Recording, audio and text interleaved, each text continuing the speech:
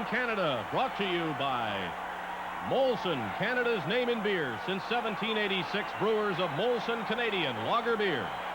Canadian General Electric, progress for people since 1882. Canadian Tire Dealers with 326 stores to serve you across Canada. And by the Ford Motor Company of Canada, on behalf of your Ford and Mercury dealers from coast to coast. When the Colorado Rockies visit Maple Leaf Gardens, the coach and several of his players know their way around. Welcome back. Your dreams were your ticket out. Welcome back to that same old place that you laughed about. Well, the names have all changed since you hung around, but those dreams have remained and they've turned around. And who'd have thought they'd lead ya? Who'd have thought they'd lead ya? Back here where we need ya. Back here where we need ya. Yeah, we tease him a lot, 'cause we got him on the spot. Welcome back. And for the first time tonight, Lanny McDonald enters Maple Leaf Gardens as a member of the visiting team.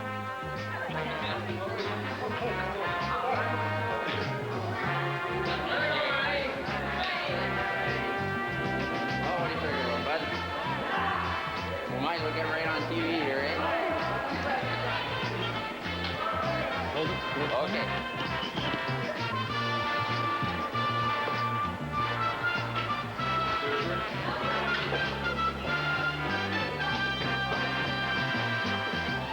Hey, all right.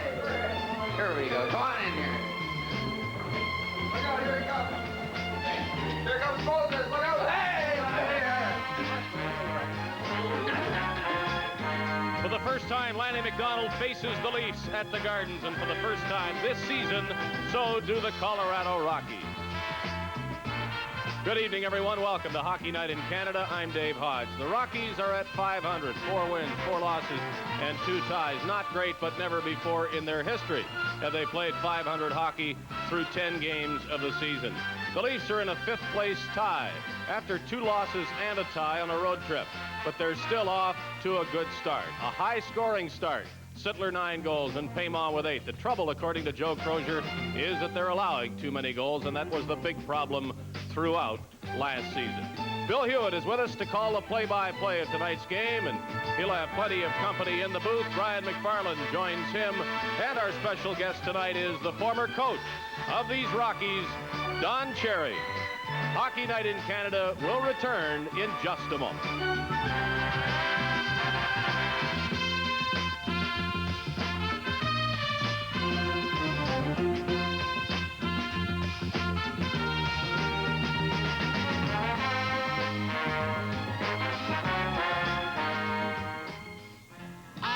Love TV. The soap. The mysteries. And you'll love recording TV on the Zenith video recorder. I love TV. The sports. The comedy. The Zenith video recorder. 14-day advanced programming, speed search, stop action, plus the picture quality you'd expect from Zenith. You'll love it. I love TV. Engineers from North America and overseas have created a world car, the new Ford Escort. Escort is available in a convenient 4-door liftgate model and offers a surprisingly roomy interior in the front and rear. You also get the privacy of a hideaway luggage compartment, and Escort gives you wagon room when you need it. Ford Escort, built in North America to take on the world. There's a special excitement about this game tonight. The Toronto Maple Leafs facing the Colorado Rockies, and Lanny McDonald. Lanny and some of the former Leafs return to Maple Leaf Gardens, and we're very fortunate to have with us tonight Don Grapes Cherry, the former Colorado coach. And Don, what do you think? I figure it's going to be an exciting hockey game and maybe have a little excitement up here as well. Well, Lanny, I know he's nervous. He's been since he was a junior when he first came in. I tell you, he's shaking in his boots, and he's got a lot of friends here. And I understand that Billy's going to start him, and I think that's the way to do it. Get him on the ice, tire him out a little, because the longer he sits on the bench, He gets nervous and he'll go out there. He's doing the right thing starting him. And we saw Walt McKechnie skate through your picture there a moment ago. He's off to a good start with Colorado, and Quenneville and some of the others. We'll be talking about them as this evening wears along. So it's Colorado and the Toronto Maple Leafs here at Maple Leaf Gardens. There's McKechnie and Al Smith having a good year in goal for Colorado. That's all I wanted, Brian. Just get me him and we would have made the playoffs. Too late now. Here we go with the national anthem.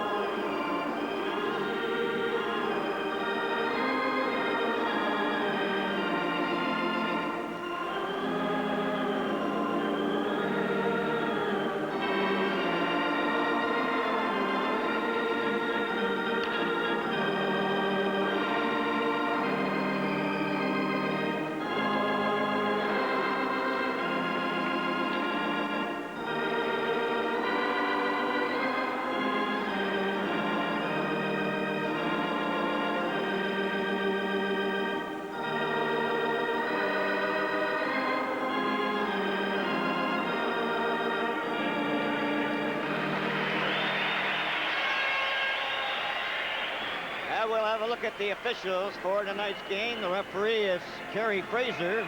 Will Norris and Mark Perry are the two linesmen. In the nets for Colorado, number 31, Al Smith. And for the Leafs, there he is, Yuri Sira, average of 4.40. And we're just about set to start this first period.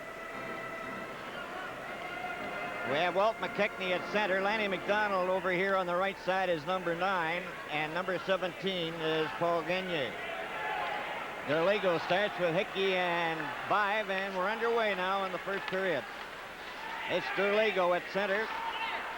Gets it over to Turnbull, who shot the puck in. It goes in back of the net. Smith just leaves it there. On the defense are Mike McEwen and Rob Ramage. In Leaf territory, the puck goes to Bive. He overskated it. Kept in by Lanny McDonald. His shot is high, and it bounces into the corner. They go down on the ice, and they get a whistle for a face-off. Don, Billy McMillan is the Colorado coach. He told me before the game he considers this a homecoming event. Oh, yeah, well, he's doing pretty good. I got to admit that. I can't say he's a nice fella. The sartorial splendor is not there this year, I think, Brian. You can give him some pointers right after the game. Double wins or not, out 1950. Derligo against Walt McKechnie.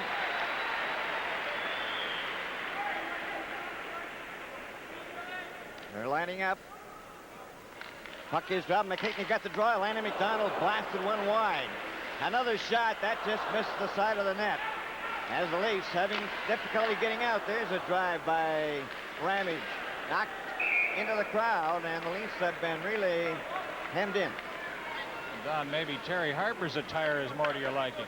No, I don't think so. He looks like Moses there, doesn't he? He's got a walkie-talkie on. He must be up there. Ray must be up there talking to him somewhere. Ray Mirren, general manager. I think it was important on that first shift, Don, to get serious here, that Pat Hickey keep a close eye on McDonald. The last thing he wanted was for him to get a quick goal. Wouldn't that be something if he got the first goal? Look out. Number 16, Martin Malinowski, now out center ice. He's got Randy Pierce with him. And Ron DeLorme. Leafs with Martin, Sittler, and Camo. Puck at center ice, taken by Parrish. He drove it in, but well inside was Terry Martin. What do you think of the Leaf problem so far, Don? Jerry? Well, I don't think they have much problem. Joe's doing all right. He looks great. He's concerned about the goals against, though. We've said that often. He should be, huh? He should be 4.4, but they seem to be winning. If I was like that, just go along, win the games. Don't worry about the goals against, as long as he's winning. Joe knows what he's doing. He's a winner. He's been on a long time. I played for him in Rochester in the last 5 years. I played for him. We're on 4 championships. Not a bad record. Yes, you had some good years with that Rochester club. Had an injury already as Randy Pierce has gone on. Looks like he hurt his arm. On the face-off, the puck goes out to center ice. Grabbed off there by Joel Quenville. He shot it over the line. Comes back out to Pamo. Pamo takes a long shot into the corner. The rebound off the boards. Kept in by the Leafs. Here's Martins. Oh, he just missed Pamo, but it comes back. Shot back into the corner by Picard. Well, Pamo goes back to Picard. Picard shoots it right in front of the net, and it's cleared by the Colorado Rockies out to center ice. Dave Farish shoots it right back in again, and they call it on the offside. Oh, here you are. There's Love. Isn't she beautiful? She's home in Denver, guarding my contract quite viciously. Where'd you get that picture? Oh, that's from Peter Puck. That's Brian's Peter Puck. Isn't she beautiful, though? I'll tell you. Yeah, you're in the book. Don Cherry and Dog Blue. I love her. I miss her. Well, we had some dog biscuits here in case you brought her along tonight. She doesn't fly. Mary Dillon had the puck for Colorado. It shot back into Colorado territory. Around on the boards by McEwen, and it goes sliding down the ice and going back for it, number 24, Slavajuris. Over to John Anderson. And can't get out. Dillon intercepts the pass, took a shot wide. Cruising around was Deblois, number 23. So Juris, a long pass to went to center, knocked back out again as Johansson shoots it in for Colorado. Dave Burrows trying to bring the puck out. He gets it ahead to Boschman. Boschman the second knock over the line, and his shot ends up back of the net. Cleared to the blue line and out. Racing after it was number 23, Deblois, but he fell. Deblois will try it again. He shoots the puck into the corner. And going back to get it is Burrows. Burrows a long pass to Anderson. His shot, Mr. Lego. The Leafs are changing on the go. John Anderson gets the puck over, and it's finally McKechnie bringing it back. He's got Lanny McDonald. Lanny McDonald clipped one. Sura covers up at the side of the net, gets a face-off. From Maple Leaf Gardens in Toronto, this is Hockey Night in Canada.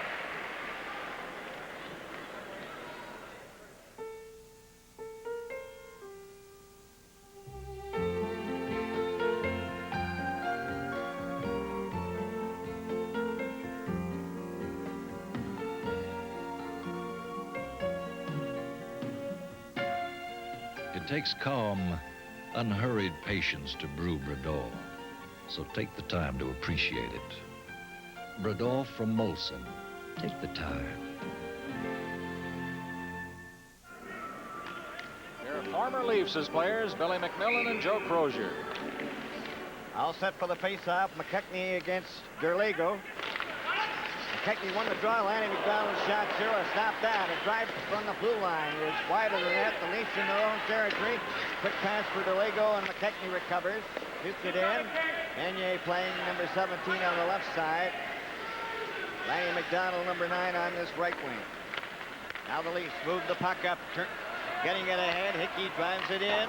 That's off the glass, and it's going over the glass. It gives us a chance to ask Don Cherry about Yuri Sira, the Leaf goaltender. What do you think? Is he overworked, Don? Well, I don't know if he's overworked, but I just don't like the way he stays back in the net. I know I've been criticized for saying that, but if you ask my opinion, that's what I think. But I guess they got nothing coming up, so they got to play him.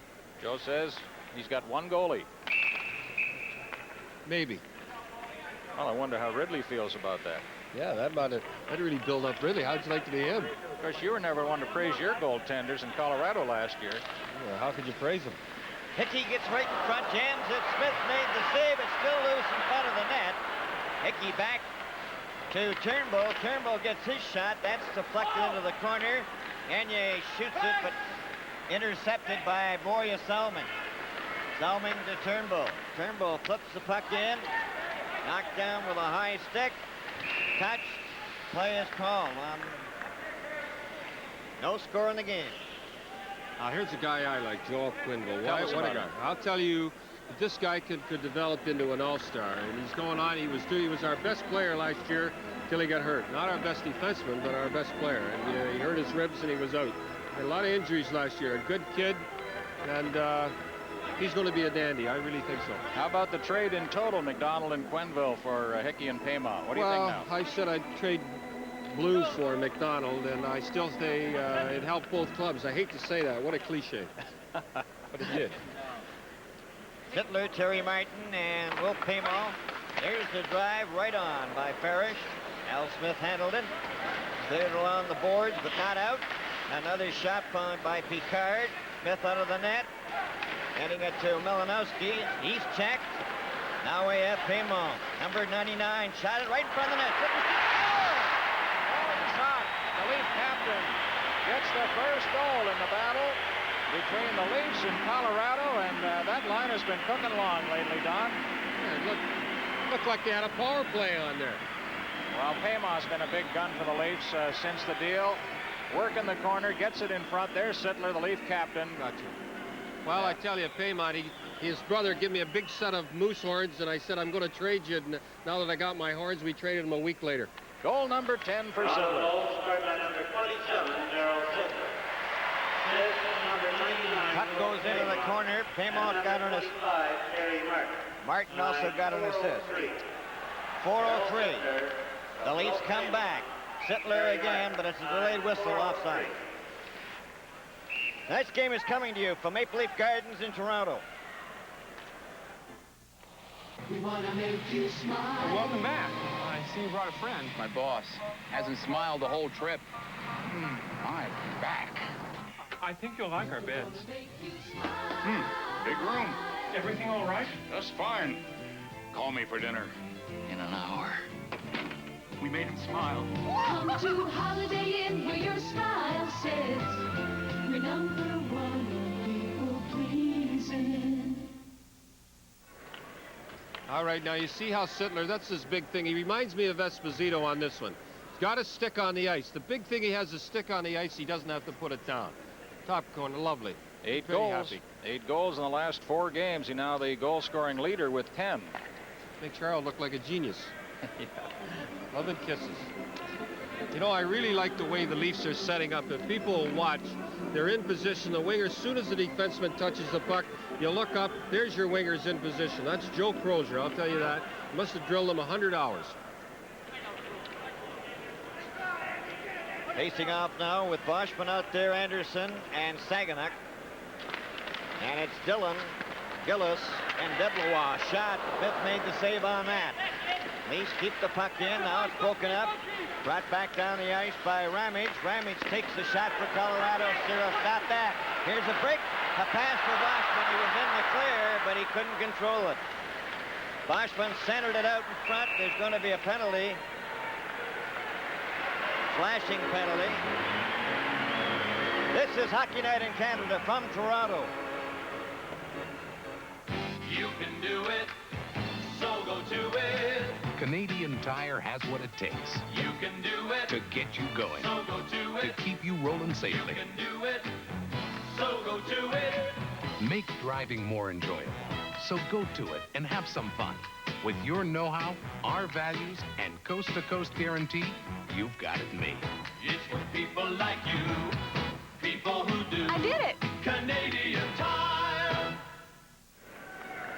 Rocky Saganuk takes the first penalty for, well, slashing, along with Mike McEwen.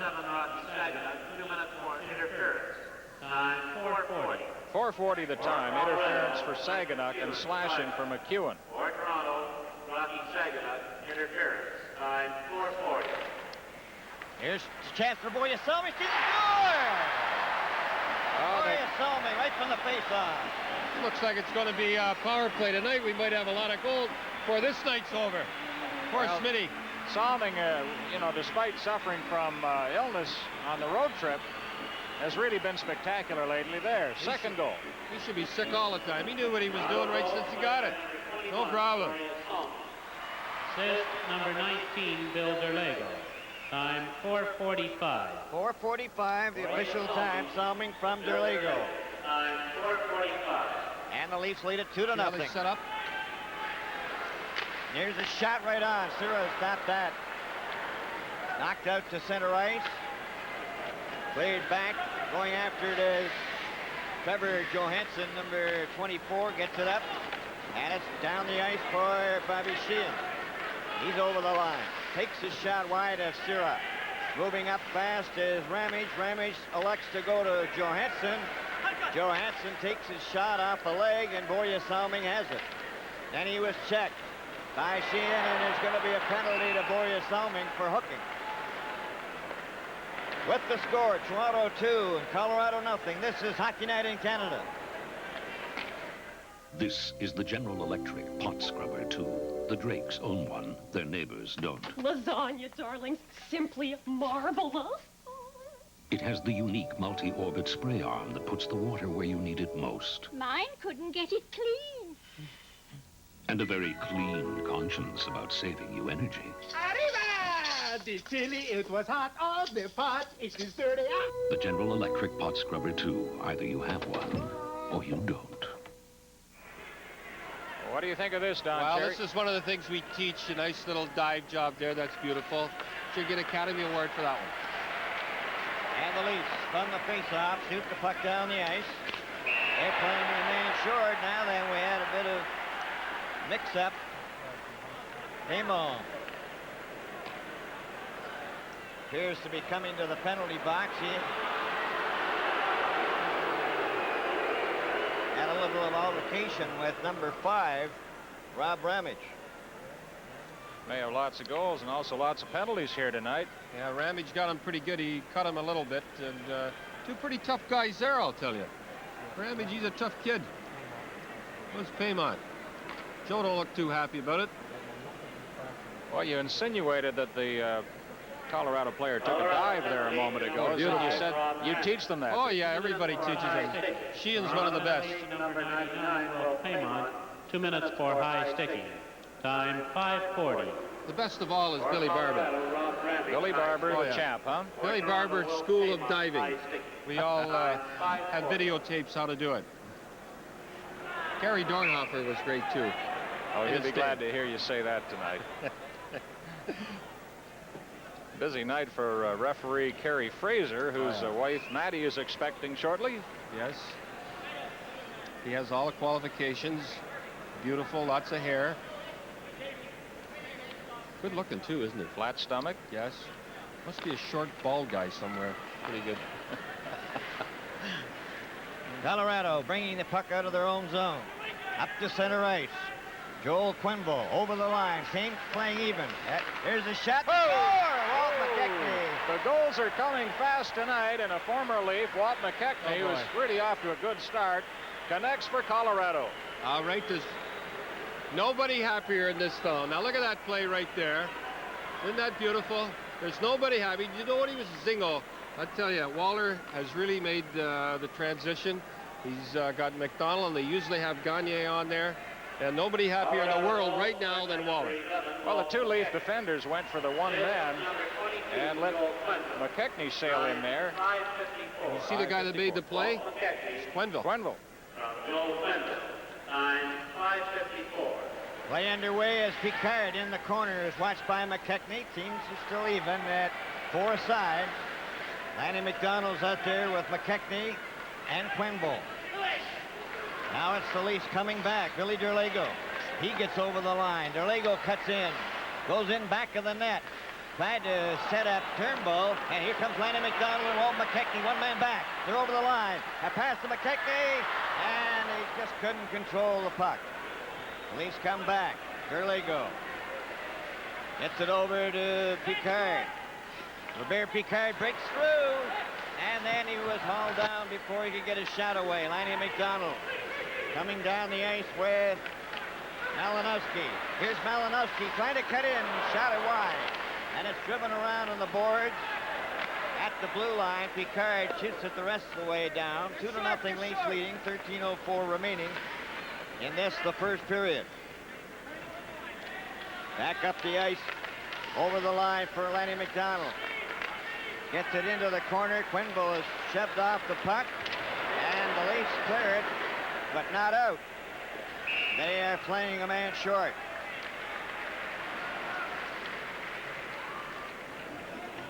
gives us a chance, Don, to take another look at that goal by Walt McKechnie. Oh, there he is. Down, as I said before, he goes down, and it's around the league. You got to put the puck high on this guy, and you'll score because he goes down and he doesn't come out far. When he does go down and scrambles around, he has a little difficulty, it seems at times, getting back to his feet quickly. Well, it's around the league. That's what you have to do. Tuck him underneath that bar. There he is. Well, oh, just earlier, the goal by Salming that put the Leafs up 2. Now Colorado's come back with 1. There's Johansson to drive, just missed the net. They're coming in again. A shot, that was wide. Johansson has to go back and recover it in his own territory. He's out there with Mike McEwen on the defense. Dillon, Mullen, Deblois are the forwards. Coming down the ice, Dillon. Shot the puck into the corner. Deblois fell. Now back on the ice, number 5, Rob Ramage. So we have line changes for both clubs. Oh, there's Brian, there's my little pet there that I used to be accused of favoring, which I did. I think this guy, and Lanny McDonald concurs, I've learned that word since I've been on here. Yes, very good. That this guy has the best shot. You got to give his name, though. Lucien. Well, Lucien Deblois. I thought everybody knew. Well, you're just talking about this guy, and a lot of folks aren't quite familiar with 23. Well, they should be. They will be, huh? You better believe it. Malinowski at center. Ron DeLorme on the right side. It comes back. There's a drive by McEwen into the corner. Rockies try to center it. They still have possession. Trying to get out in front is Randy Pierce, number 7. Pierce in the corner. They've got one of the Rockies in the goal crease, but they got it down the ice, and McEwen has to go back for it. Colorado. Paymon still in the penalty box. Up to center ice. Ramage shoots it in. The rebound off the boards. Pierce goes after it. Ends up in the corner. Comes to the blue line. And Ramage couldn't keep it in. Going after was Hickey. He's out there with 5. DeLorme gets it over. Here's McEwen going in, and the shot was stopped by Salming. Still controlling it, though, is Pierce. He tried to get it out in front. Paymon is on the ice as the puck is shot into the crowd. This game is coming to you from Maple Leaf Gardens in Toronto.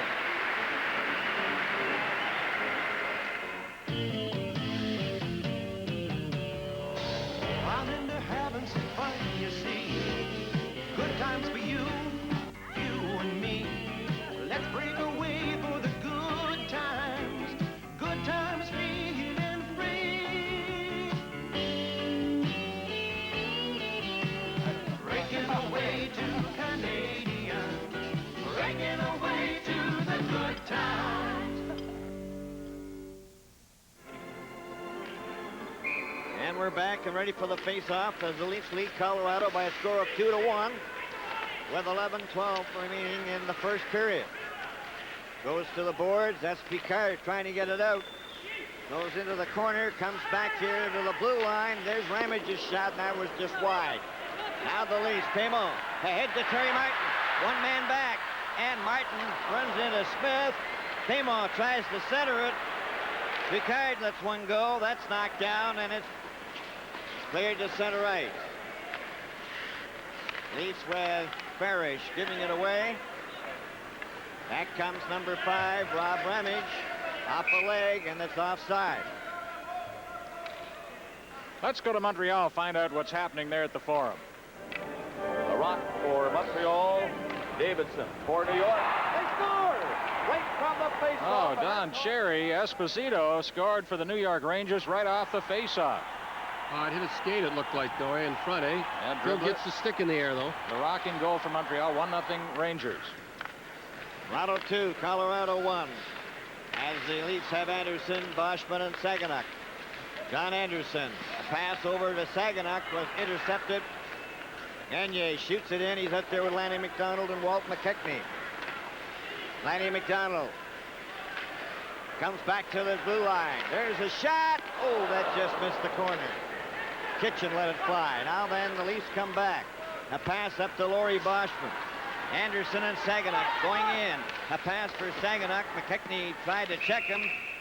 Knocked down with a high stick. Play is called and a face-off in Colorado territory. Boschman, the Leaf sophomore. And we take a look at the record this year of the Rockies. On the right after 10 games, 10 points. I was dying in those days out there. 4 points last year. Yeah. Well, what are you going to do? Well, we're not going to say anything about coaching making a difference. Well, you should. They're really packing them in out there, though, too. Are they? Yeah, they had 4,600 the last game, the game before 5,000. Well, lots of room in the parking lot then at the concession stands. Yeah, you get a hot dog easy. Gerlago, Hickey, and Vive against the boards, and getting the face-off was Mike Kitchen. All right, to be serious, have you attended Rockies games yet? And if you do, how have the crowds responded? Well, I wouldn't attend because if I do, there'd be cheery, and, you know, it'd only embarrass the players. So I don't go. I keep right away. We have 9:51 remaining in the first period. 2-1, Toronto leading Colorado. Pass over here to Turnbull. Turnbull tried to get it over on the other side. Gagne leaving it for Lanny McDonald. Lanny McDonald through center, and McKechnie helps him up by shooting it in. Boria Salming kicks the puck to Vive. Vive shot it to the left side. Hickey goes up after it. Cleared out. Now then McKechnie hands it to Gerlago. Gerlago goes in with a shot, hit the goalpost. Hit right in front of the net, a shot again. And that was stopped by Grenville as he fell in front of it.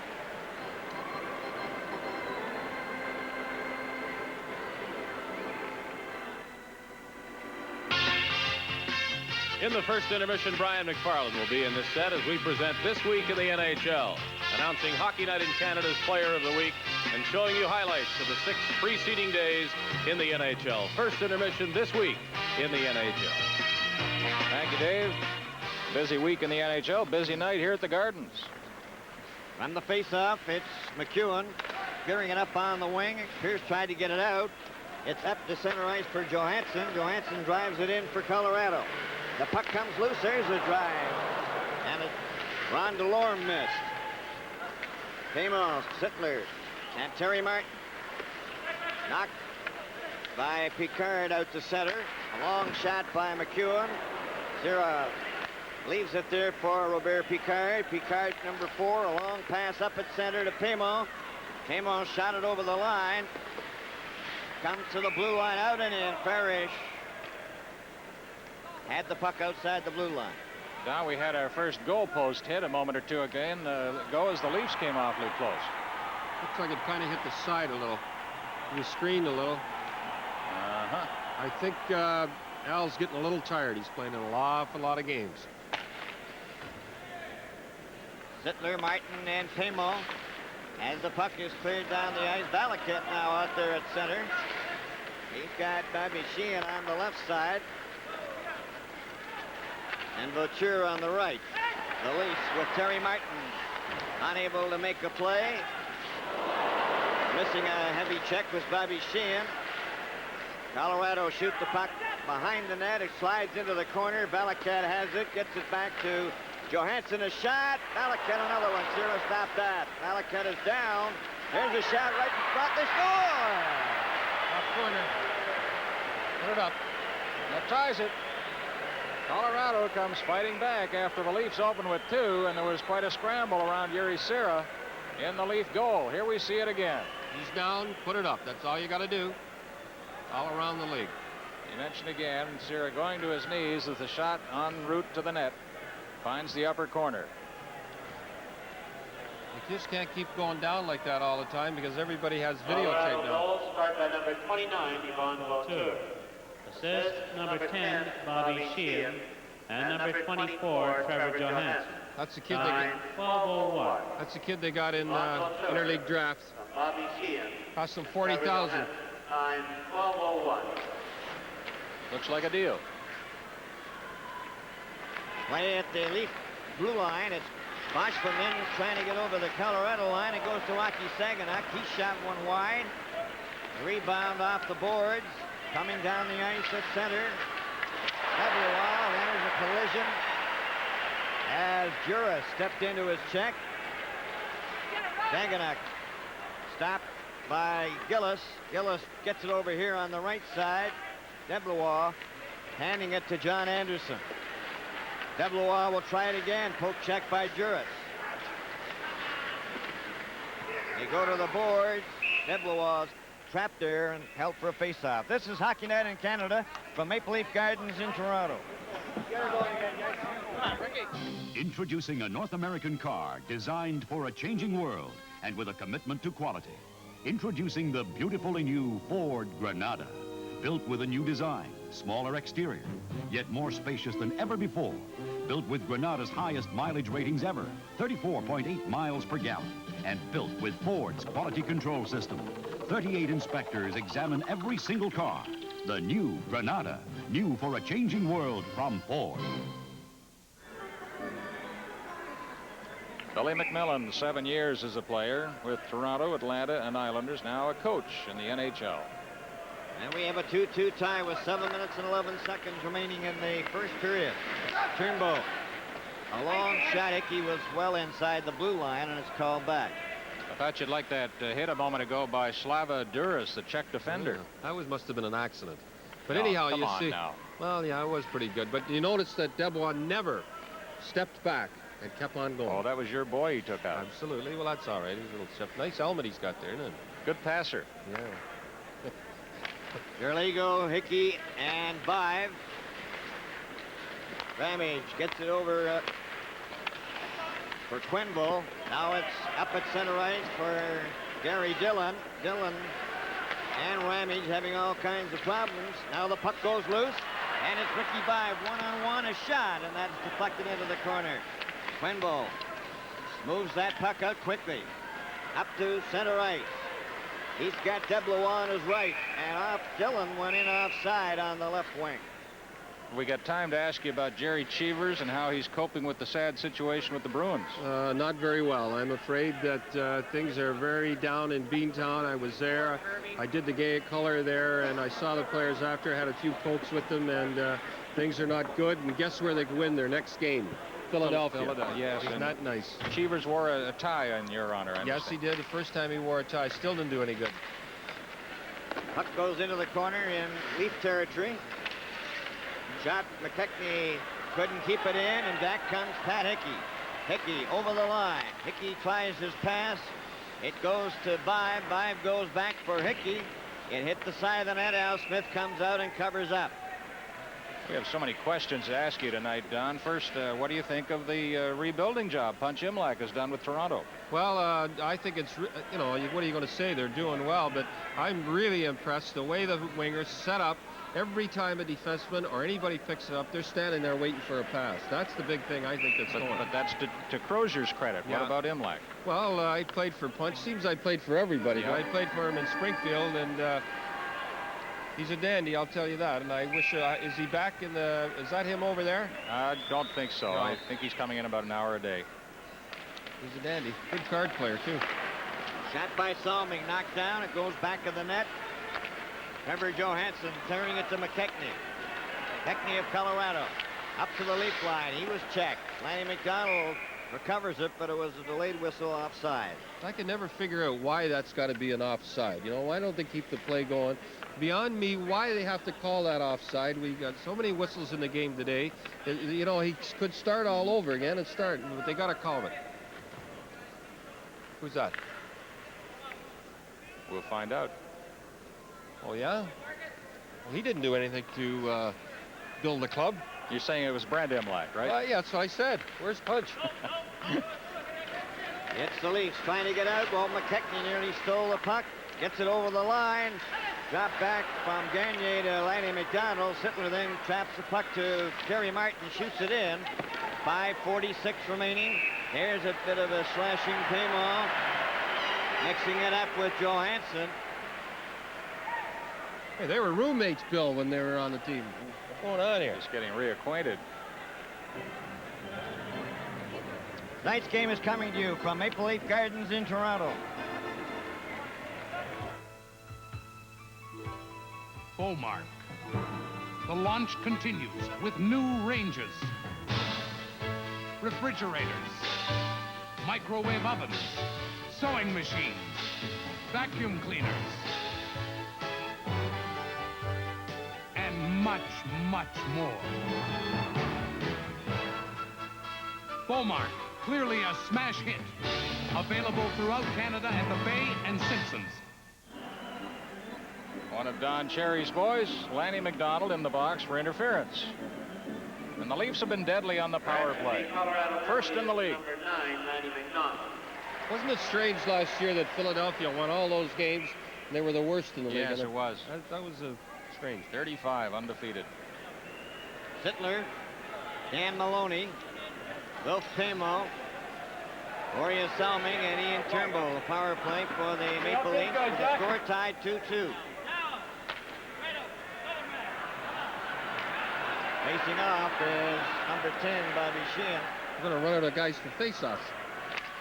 Puck goes back to Boria Salming. Salming goes to Turnbull. Turnbull's shot hit a stick, and it's cleared into the crowd by number 5, Rob Remage. I don't think he wanted to do that. Turnbull, his daughter told him to put on the helmet, and I hear he's playing great. He is. He really is. Top plus on the club. A different Turnbull this year than one we saw last year. Looks a lot thinner. Ian Turnbull waiting for his teammates to get outside. Gave it to Salming. Salming shoots it around on the boards. It's back of the net. Picked up there by McEwen. McEwen on a deflection by Sheehan goes all the way back to Ian Turnbull. Turnbull to Boria Salming. Back to Turnbull. A pass over on the right side. Pamo drives the puck in. And Ramage gets another one over the glass into the crowd. Well, Pamo will be a guest of Dave Hodge during the first intermission. Funny what you said about a daughter having an influence on a player. I think about Stan Mikita and how his daughter asked him once, why are you spending so much time in that little box across the ice when all your teammates sit on the bench? It made him realize he takes too many penalties, or used to. I wish I had a young daughter. I might be still coaching. Comes back to Salming. Now then to Turnbull, a shot. That's deflected wide. Pamo trying to get it to Maloney. Balaket being covered by Maloney. And they get another whistle. He got hurt. Minute 07 left in the penalty to Lanny McDonald as we look down the Leaf bench. There's Dickie Duff, brother of Les, who I played with. Played with a lot of guys. Gets the puck back. Here's Turnbull getting set for a shot. He's got it wide. Boria Salming way back in his own zone. A pass for Turnbull and went to Maloney, and it was from one zone to another, and they bring it back. Don Joe Crozier has used 4 defensemen in a penalty-killing role quite often this year, and it seems to be working quite well. Did you ever try anything like that? Well, I remember Punch used to do that quite a bit, and Joe is a protege of Punch. They've been together for years and years and years. I think Montreal, Scotty used to do that too. Walt McKechnie's out there now for Colorado with Randy Pierce. Romage and McEwen are on the defense. The Leafs have Boschman, Anderson, Saganak, Picard, and Ferris. Romage took a shot. Zero stopped that. Now the Leafs coming out of their own territory. A quick pass to Boschman. Boschman just flips into the corner. Anderson goes in after it. He got it out in front.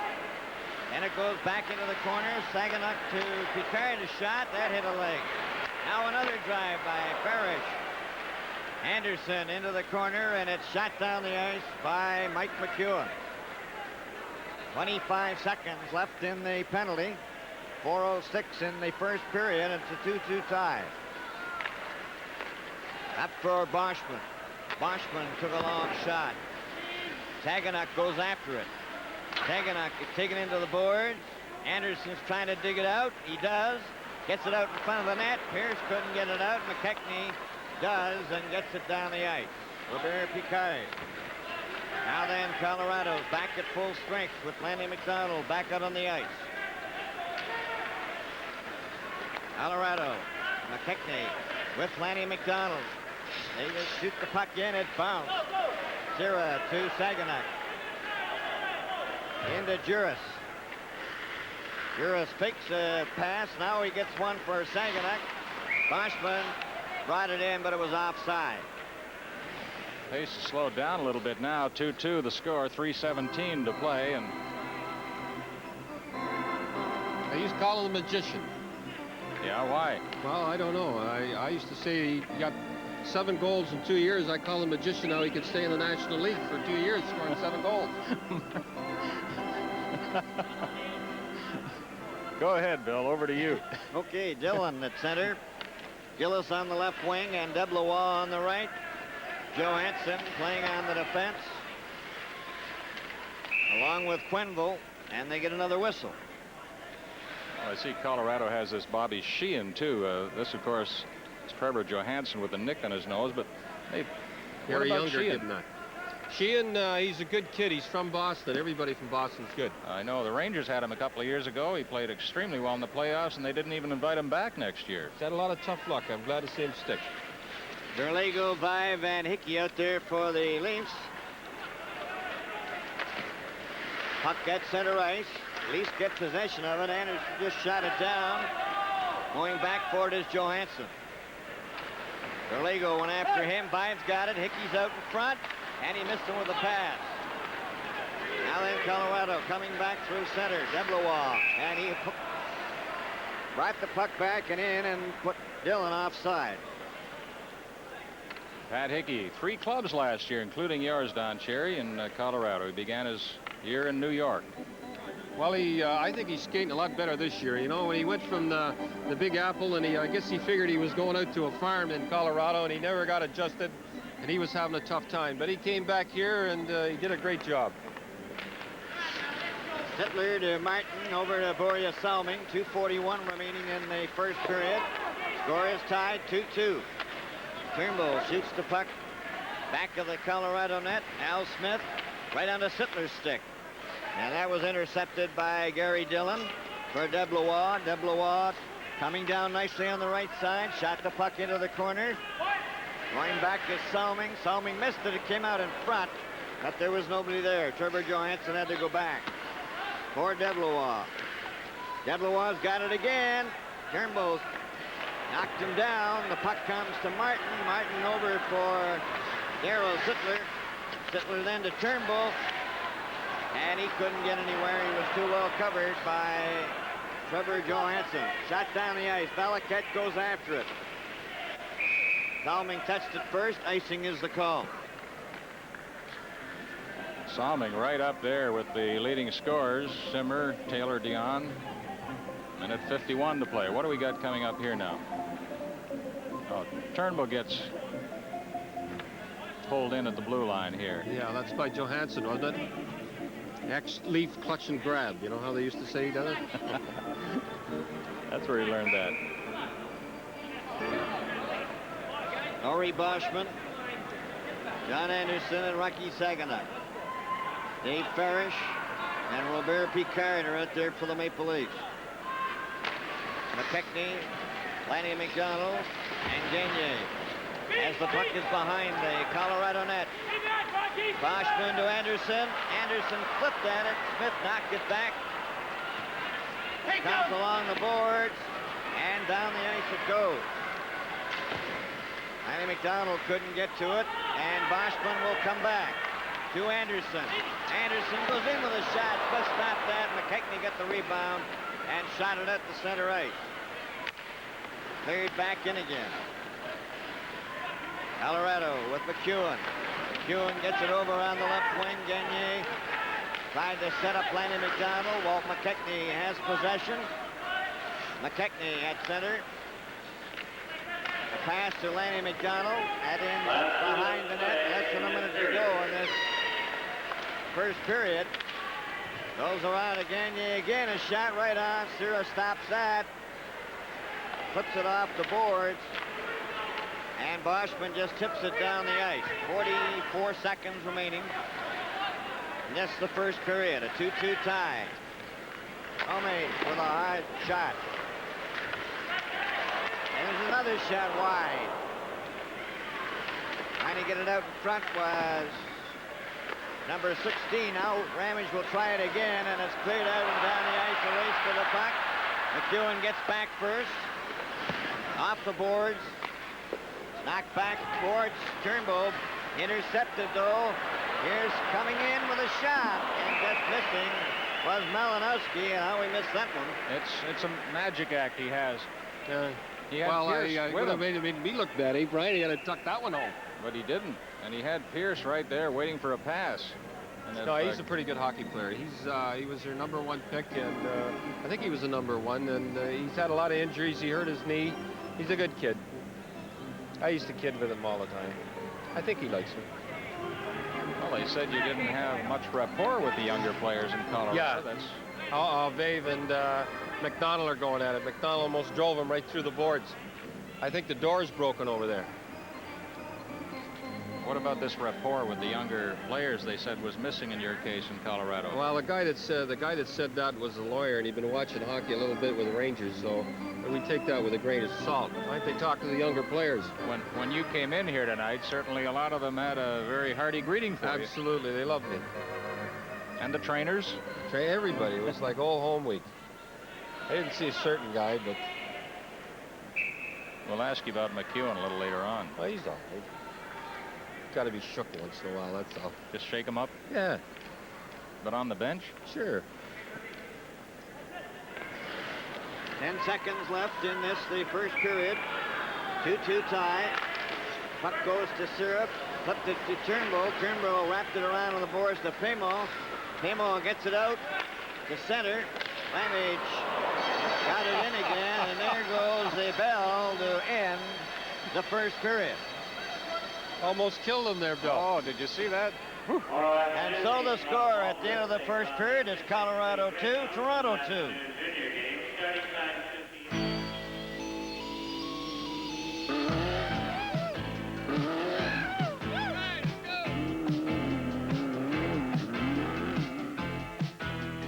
Breaking away for the good times, heading out with these friends of mine. Breaking away for the good times, feeling good and we're doing fine. You only live once, that's our point of view. Come on and join us, we're counting on you. Breaking away for the good times. Absolutely. Yeah, I know. Hi. I was amazed. Break away to Well, thank you. That's what I was looking for. Molson Canadian, breaking away to Canadian, breaking away to the good times.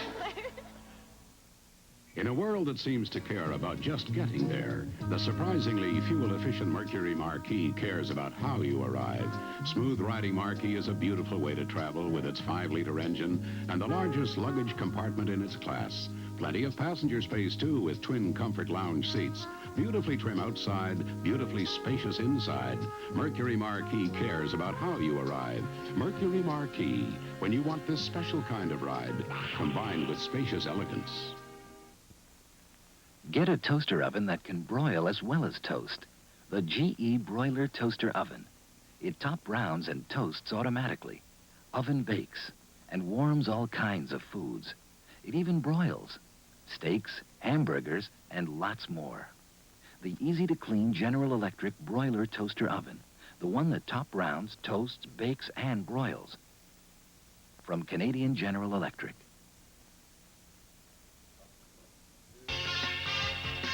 And now, from the Hockey Night in Canada Control Center, this week in the NHL, an inside look at the past week's activity throughout the league. Here is Brian McFarland. Well, Dick, it was another busy week in the National Hockey League. First, winger Blaine Stoughton signed once again with Hartford, so there's cheering in Connecticut.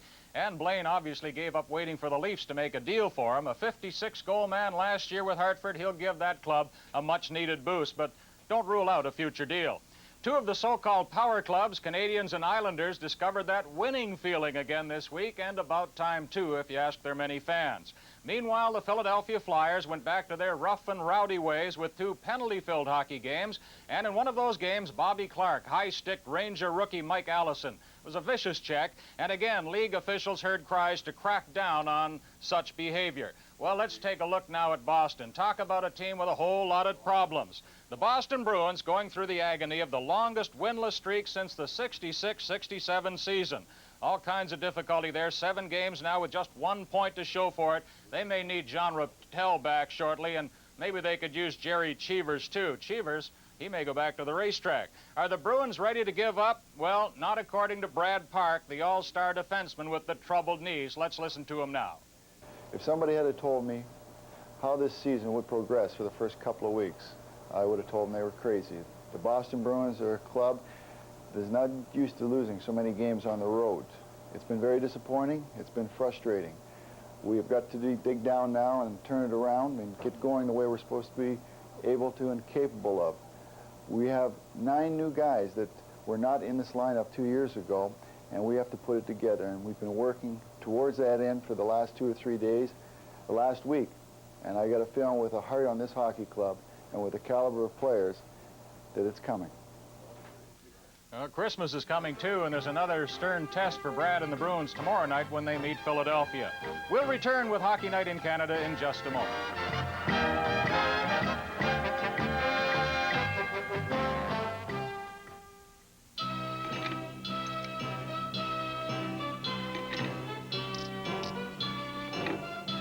Putting in more gas and putting out more money?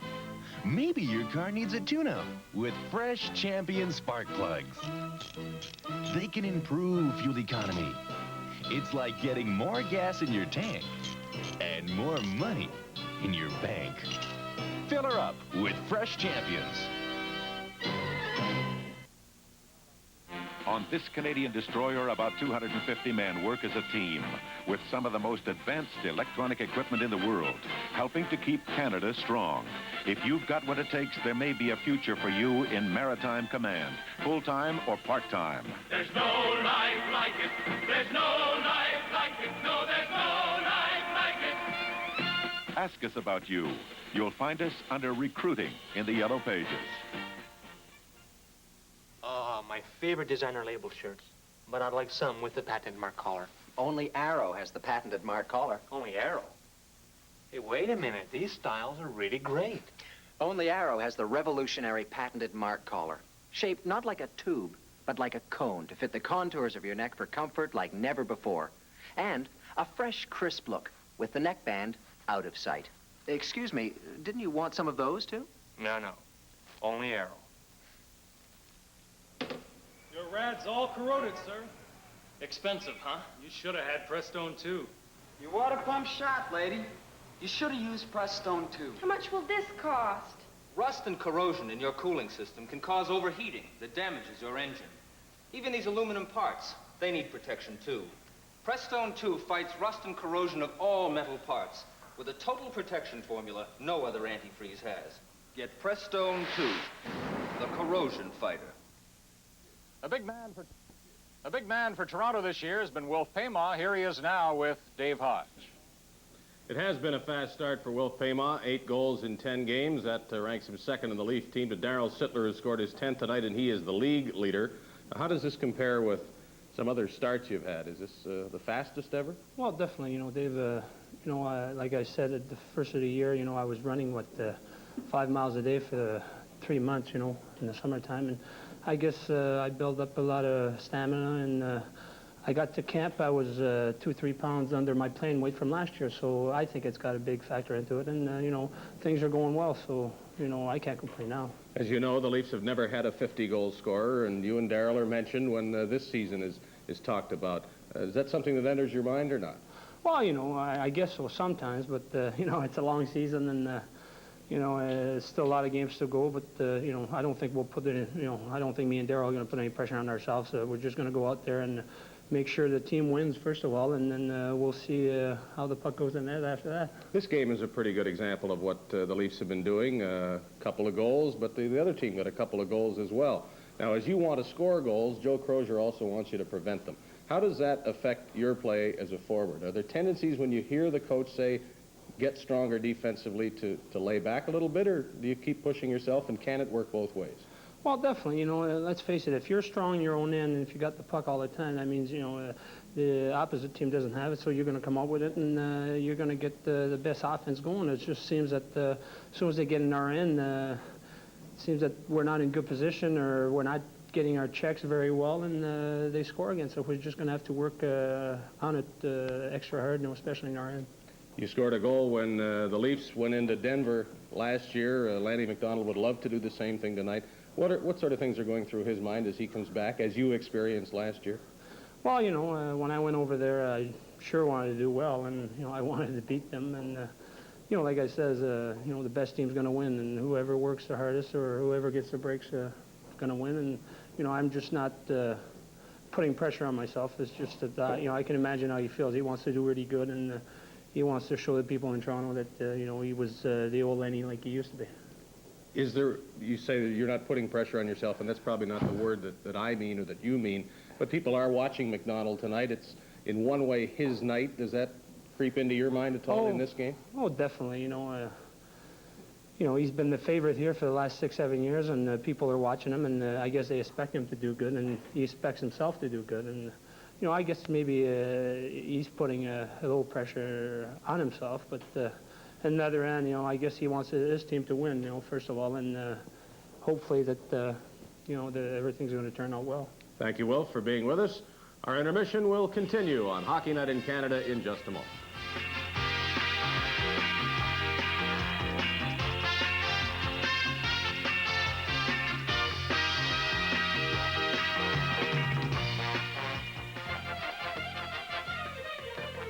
Looks great, looks bright, great performance day or night. There's a brand new view in store for you, and Sanyo makes it better.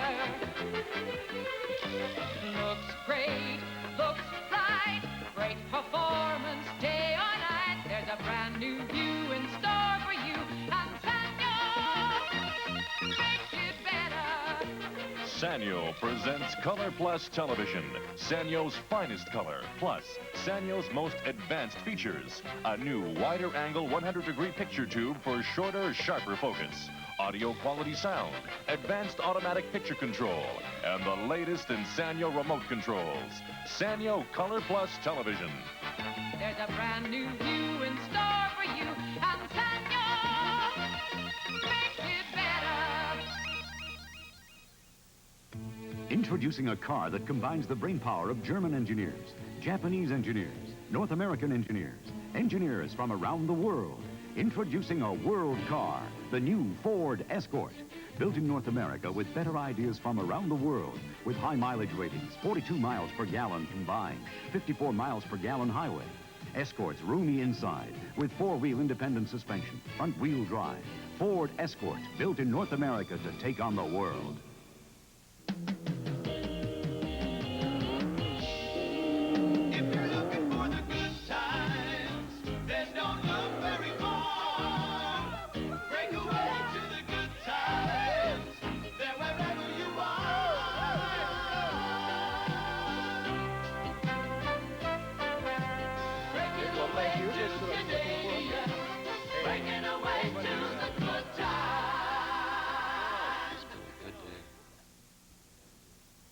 The New York Islanders have been stumbling along, and their winless streak reached 6 games, but they had a big night against Montreal on Tuesday, and now they're back up to .500 hockey.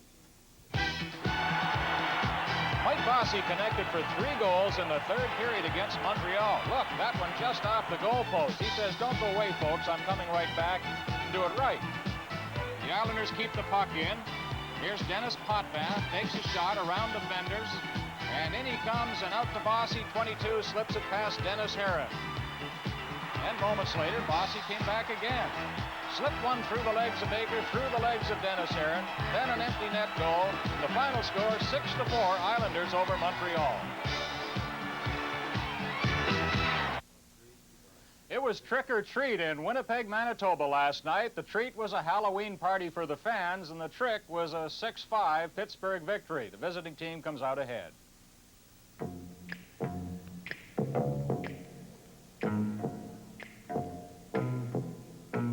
No, it's not a costume party. It's a Winnipeg Jets game.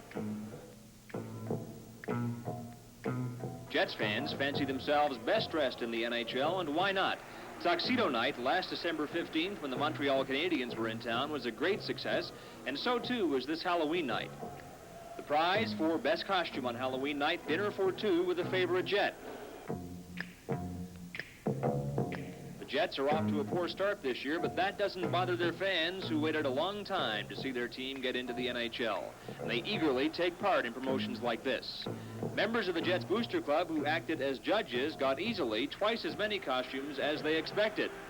First prize went to these two overstuffed youngsters, Darren Rayside and Scott Sanders. What does this have to do with a hockey game? Nothing. It has to do with Halloween. Maybe I'm hoping the Jets will come back from the dead. What are you supposed to be? The reincarnated version of Davy Crockett. So what gave you your idea for your costume? Well, I thought that the Jets should be reincarnated the way they've been playing on the road lately. This is Scott Oak for Hockey Night in Canada. No jokes, please, about some folks showing up disguised as hockey players in Winnipeg. Time now for our Player of the Week, and here he is. 5 goals and 6 assists for 11 points. That was Dave Taylor's record this past week as the Kings went 3-0-1 and now have a share of first place. Here's one goal coming up by Taylor from Dion and another from Hallward. Two good reasons why Taylor was our Player of the Week.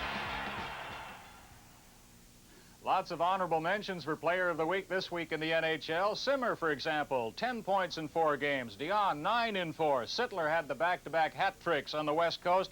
Hedberg with 4 goals. Now, our goal of the week. Here it is. Rookie Jorgen Pettersson of the Blues gets credit for our goal of the week. His second of 3 against the New York Rangers. The Blues win it 5-4 as he deflected a shot past John Davidson.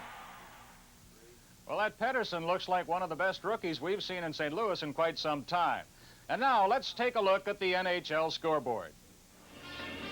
2-2 at the Gardens. Sittler's 10th of the season, 1 of the Leaf goals. The Canadiens hit 2 quick second period goals by Robinson and Gainey to lead the Rangers 2-1. Washington with Rick Green and Dennis Baruch scoring for a lead over Edmonton. Hartford led 1-0. Gradin and Brasser scored for Vancouver. Quebec has a 2-0 lead over the Flyers. Fatorik and Tardif. No score, just underway in St. Louis.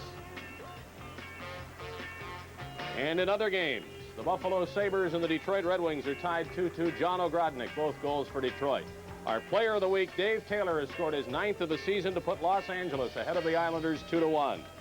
Pittsburgh, Minnesota is also just started.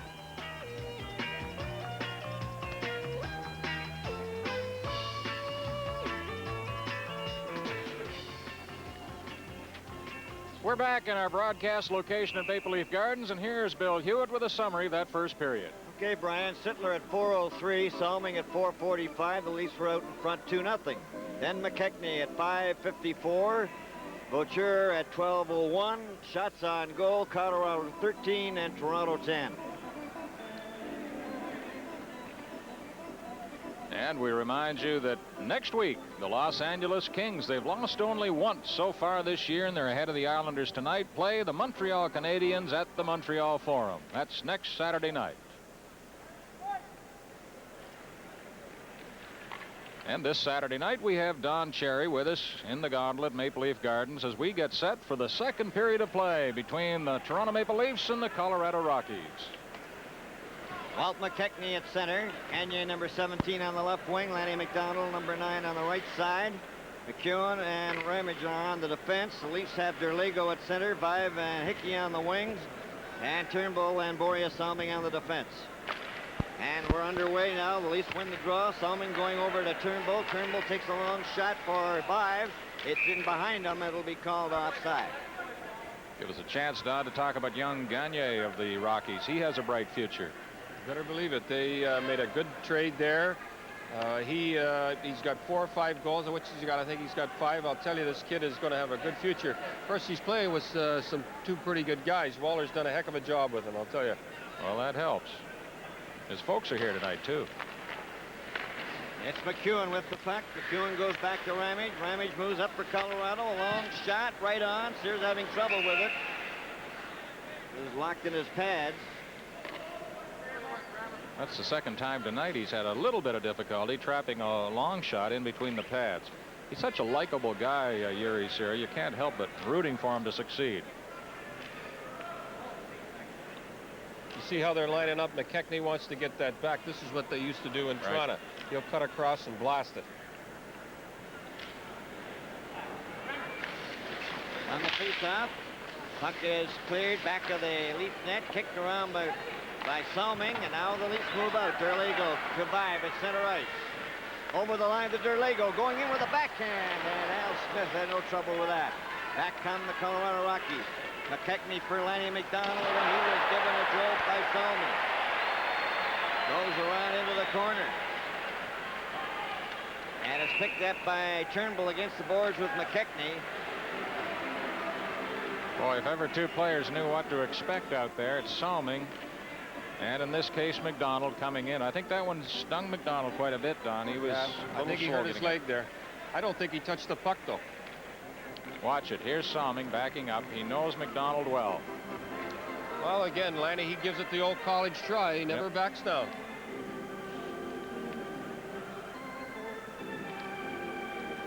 Malinowski, number 16 at center. Number 7 is Randy Pierce. Number 27 is Ron DeLorme.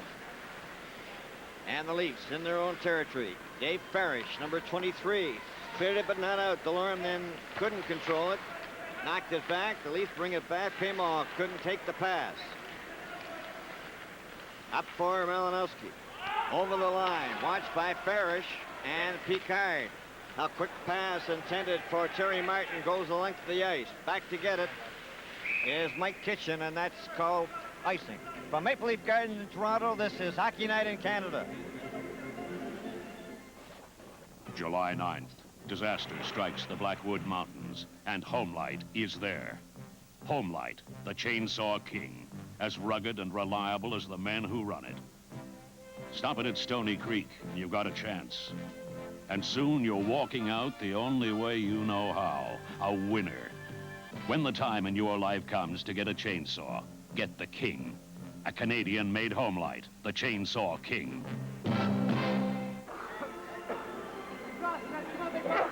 And there's coach of the Maple Leafs.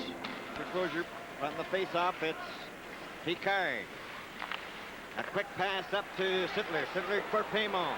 Paymon goes after it. Smith comes out of the net to cover. And it's cleared to the blue line, but not out. Parrish took a shot. That was wide of the net. And it goes up into the crowd. Worked hard on that quick breakout, and it worked well there. Let's go to Montreal now. Catch the action. Oh, here's Robinson scoring for Montreal from Lapointe and Lafleur.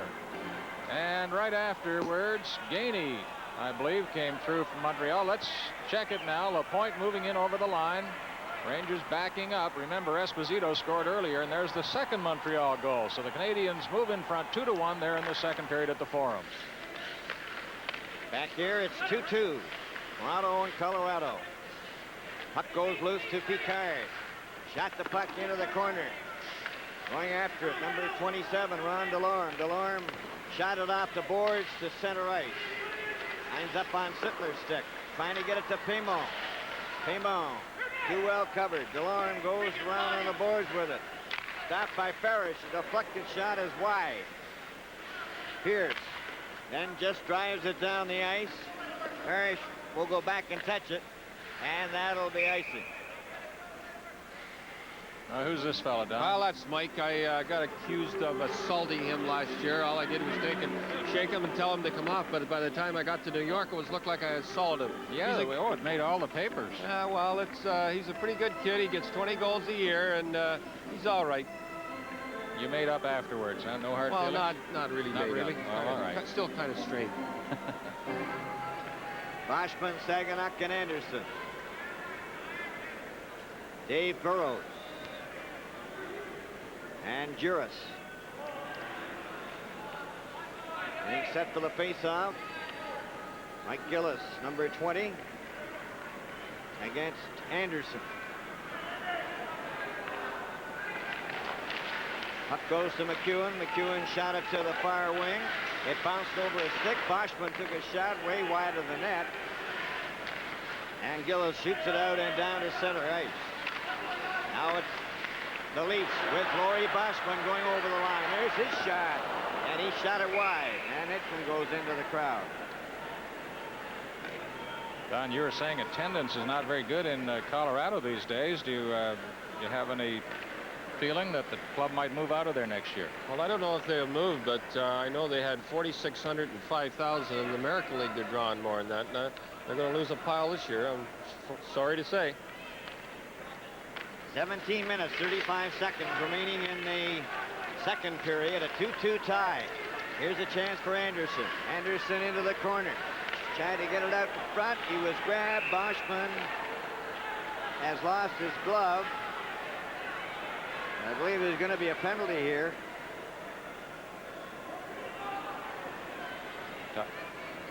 Tonight's game is coming to you from Maple Leaf Gardens in Toronto. Cougar XR7, the pride of personal luxury, in a car that puts the excitement of tomorrow's technology at your fingertips.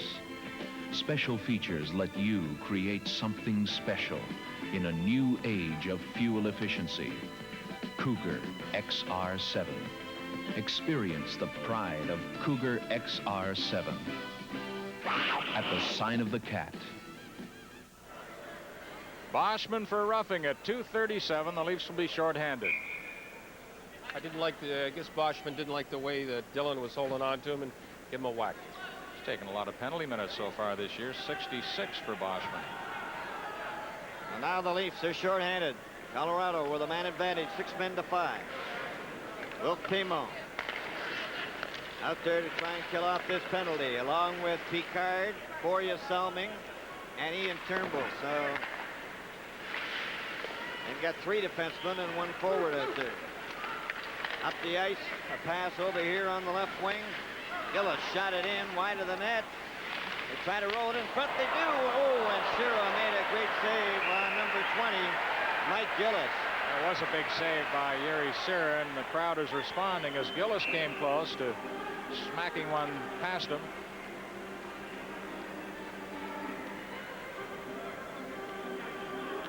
Watch it, Don. Come in, he puts it along the ice. You can't put it along the ice. Put her up high. Nice save, though. Nice save. Got over quickly to smother that one. Oh, he's quick. There's no doubt about that. Let's go to Montreal. Check on the action there once again. Montreal and Rangers. Shooting it in back of the Ranger net. Narwhal flipped it right back where Gainey stopped it. He left it for Savard. Closing in. Score! Well, you can see the reaction of Davidson as Savard scores from the point after being set up by Bob Gainey. Looks like Gainey's having a big night for Montreal, and the Canadians are coming out of their slump. 3-1 second period. Walt McKechnie with Lanny McDonald and Gagné as the puck is shot down the ice. Ramage goes back for it. Ramage and McEwen, the 2 defensemen. Going after that puck was Robert Picard. Lanny McDonald getting it over to McEwen. McEwen to Lanny McDonald. Gets it over the line, covered by Turnbull. Turnbull had them all tied up. Walt McKechnie back to the blue line. Over here to McEwen. Here's setting up Lanny McDonald, going right in and goal. Oh, and Yuri Cira made a brilliant save on Lanny McDonald. Well, they're responding to Cira once again, and I guess McDonald might have had an equally big response that he scored. Well, the big thing is Picard's getting all tied up. He's not doing a good job at all. He's supposed to be killing penalties. He can't be running out to the point whacking guys.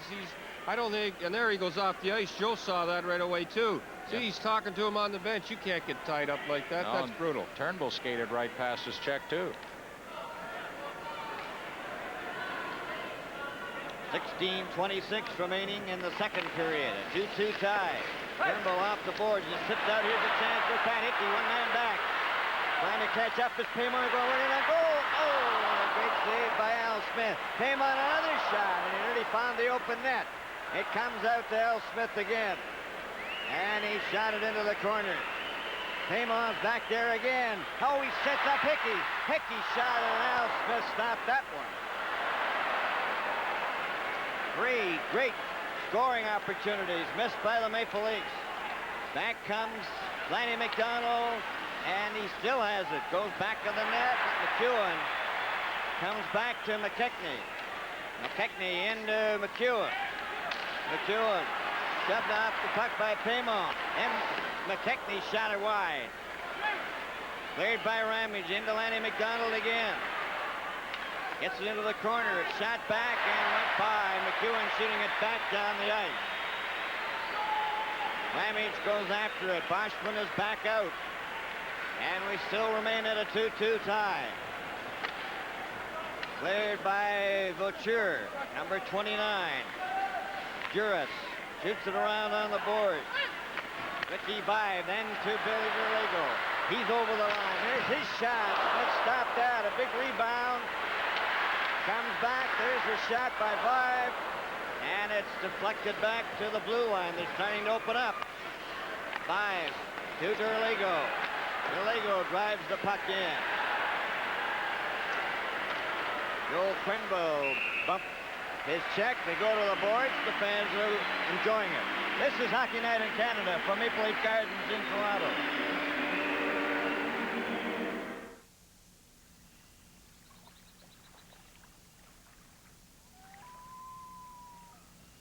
Jack, when was the last time Willie caught something? Oh, about 1964. For more summers than they can remember, Willie and the boys have tried to catch dinner and joked about it over an X. Willie, what do you want on your hot dog? Well, at least I didn't have to clean it. Molson Export keeps on tasting great. Good action in this second period. Close calls at both ends of the ice. Jack Balaket is out there. Boucher, number 29, is on the wing. Quenville on the defense. Also out there is Bobby Sheehan. Now we have a fight.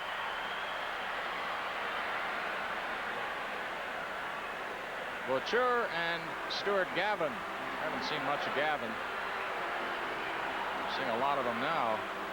You notice the rival players and the home team players getting back into the designated areas as best they can.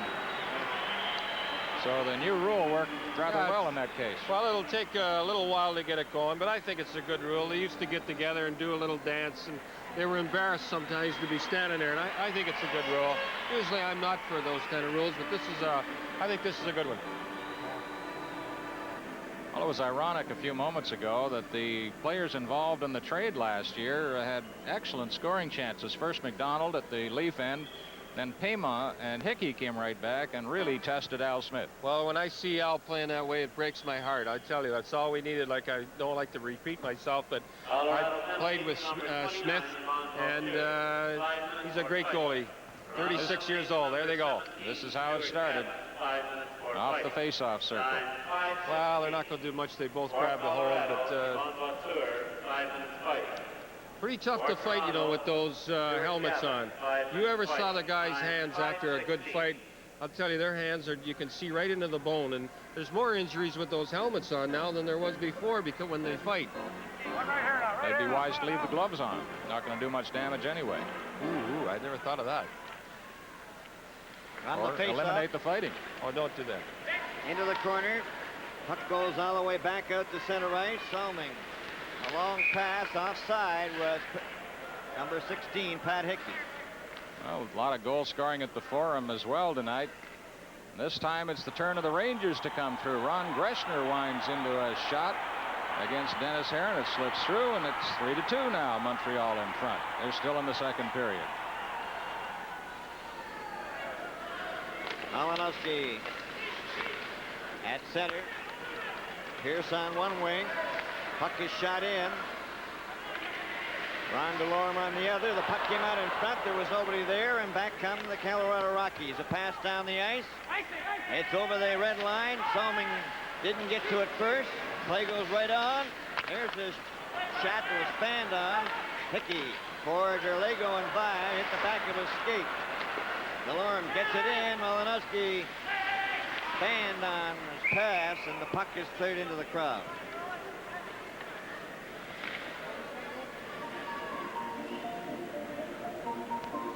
14:02 to play. 2-2 score here at Maple Leaf Gardens in Toronto. Another deal that Imlach made. Vive and Derlego for Butler and Williams. Well, they got a lot of first-round draft choice out there. It looks like the a little patient with them, and he's coming through. They got some youth there, too, in those two. McKechnie with McDonald. Gagne. Long pass up the center for Sittler. He's out there with Payma, and it was directed with a glove. All right, let's go back to the Forum. I understand there's been another goal there. On the right side. Al Lambert again. Nice pass this time. Jarvis going in. Score!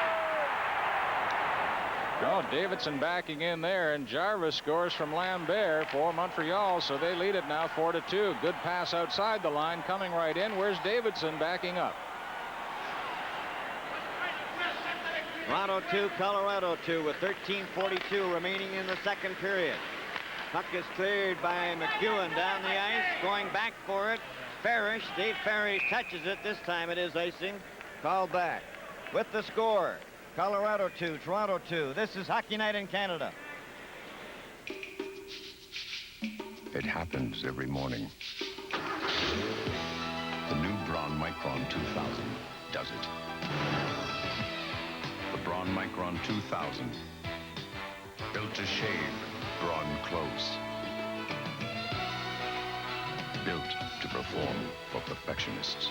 With a platinum-coated micro-thin foil, the Braun Micron 2000, German precision in your bathroom every morning. The puck is cleared in front, and Sittler just missed that one. Trevor Johansson gets the puck down the ice. Lanny McDonald goes after it. He gets it to Walt McKechnie. Gagne right in front to score!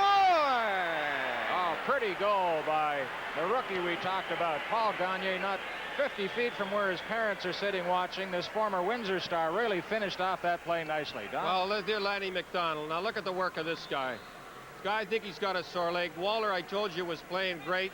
Gagnon comes across. He knew what he was doing. Bingo. I think Waller deserves a lot of credit. Oh, perfect pass from McKechnie. The way he flipped it over there and laid it right on the stick. Here's where McKechnie picked it up. Look at Gagne go in, all alone. Couldn't happen to two nicer guys, I'll tell you that. Where was the check on Gagne? Somebody let him go. There he is, his sixth goal. Looks like he's had a few teeth knocked out. 6:43. 6:43, the official time of Gagne's goal from McDonald and McKechnie, and Colorado Rockies lead now 3-2 in the second period. Dave Burrows at center ice. Pass over to Juris. Juris handed it to Quenville. Quenville gave it to Anderson. Quenville again, but not able to get it out. Now it finally trickles out over the blue line, and it's brought down the ice now by the Colorado Rockies. A long shot. Juris had a little bit difficulty with that. Now the Leafs bring it back. Saganuk at center. A long shot off the board. Ramage cleared it, but not out. Here's Saganuk getting a chance. He rolled it. Al Smith made the save. Puck is still in Colorado territory. Now it's brought out by Gary Dillon. Got the rest of the way in by Deblois. Deblois covered by Juris. Gets it loose. Puck came out in front. Sierra's got it, holds onto it for a faceoff. Gives us a chance once again to go to the Montreal Forum. Check on the game. Montreal and New York Rangers. In front it goes. Back to the point. Call by Bob Cole. Goal by LaPointe. Schutt and LaRouche draw assists on this one. And again, they score from long range. That was deflected, I believe. Yeah, hit somebody's skate there. Not much you can do about that one. Well, we're having a little trouble down here. I was watching the monitor. What's happening in front of us? Well, I guess you were watching that Forum goal, too. Nothing much. Gavin moves over, and so does Vaucher to make room for Dillon, the former Marley, who's looking good for Colorado tonight. And Laurie Boschman in there again for the second time in this period. Talking to Boschman coming home from their West Coast trip, Don, he was saying the penalty records are really going to be out of line this year with all these misconduct penalties that are being assessed. Same thing happened to Ramage. I think his first 3 games he had 3 misconducts right off the bat for not going, you know, to neutral corner or whatever they call it. So it's going to really be shoot up this year, for sure. I think, Don, you can point out now, I believe this is the first time we've seen the offsetting minor penalties, and they don't have to play a man short. Yeah, well, I think it's a good idea. For a while there, there was 3-on-3 so many times that everybody, when you get 3-on-3, everybody plays cozy. Nobody wants to take a chance, and it was brutal hockey to watch. Both these fellows got a minor penalty and a 10-minute misconduct. That's a lot of time. A lot of time for the fans to be deprived of seeing some of the star players. Yes, and look how long it's taken just to play this. You know what I mean? Like one little. And I guess they got to enforce things. Puck goes back of the net. Picked up there by the Leafs. Cleared out by Ian Turnbull to center ice. Shot right back in by Ramage. Zira came way out of the net. Goes back from Balaket over to Ramage again. Ramage already gave it away, but he moves up through center, then lost it to Derlego, who in turn was checked. Here's the drive. Zira stopped that. Harry Dillon let it fly. Puck into the corner. Now it's Hickey. As the two teams are trying to change. Up to center ice. Over the line, Derlego. And he's stopped. Quenville getting it down the ice. And it's Boria Salming. Salming, a long pass for Paymo. And McKechnie gets out to cover that. He's out with Lanny McDonald. Goes back into Colorado territory. Around to Quenville. Quenville to Lanny McDonald. Lanny McDonald with a burst of speed. Takes a shot and he fired it high and wide. And Paymon gets a break. Paymon 2-on-1 with Sittler. Over the line. Sittler goes after it, left it there. Now he has it handed back to him behind the net. Paymon right in front. And it's McKechnie getting a hold of it. Knocked out to the blue line. Lanny McDonald at center ice. Over the blue line. Lanny McDonald gets around one. Still has it.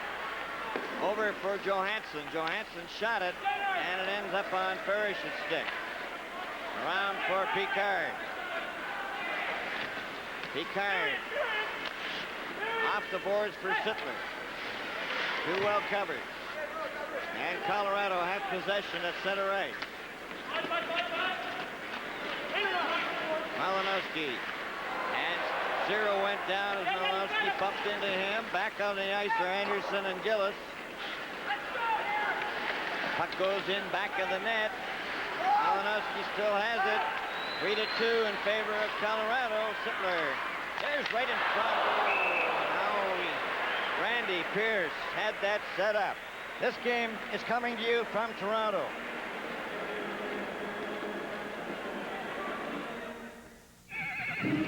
Mustang. The sky's the limit for 1981. Now, Mustang's available with a rakish new T-roof. Mustang, born to race with the wind, sure-footed to handle quick turns. Mustang, a world of fuel economy you might not expect from such a high-spirited car. Mustang! Capture a Mustang, North America's most popular sporty car. At your Ford dealer now. On the face-off, Leafs in possession. Juris to Derlego. Derlego flipped it down the ice. There won't be any icing on that one. Johansson goes back for it.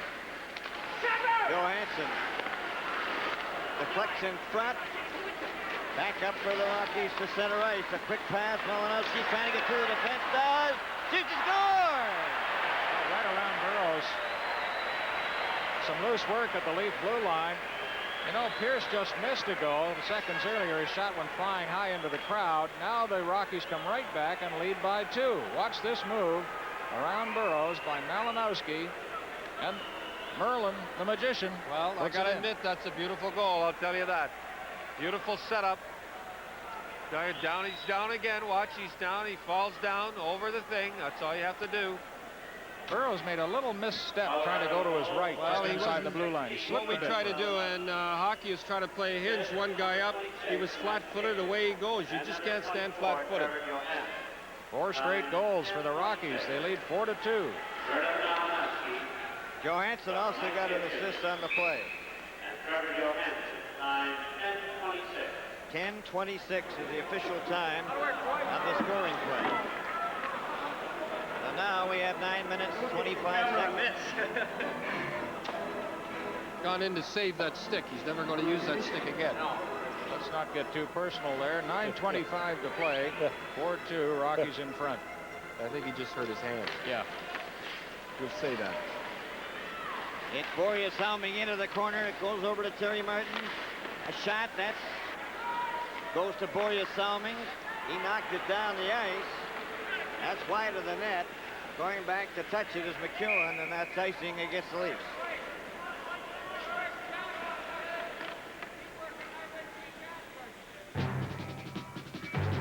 Pro Tips with Howie Meeker. Join us in the second intermission for our popular intermission feature, stressing the skills of the game. You'll learn, and you'll laugh.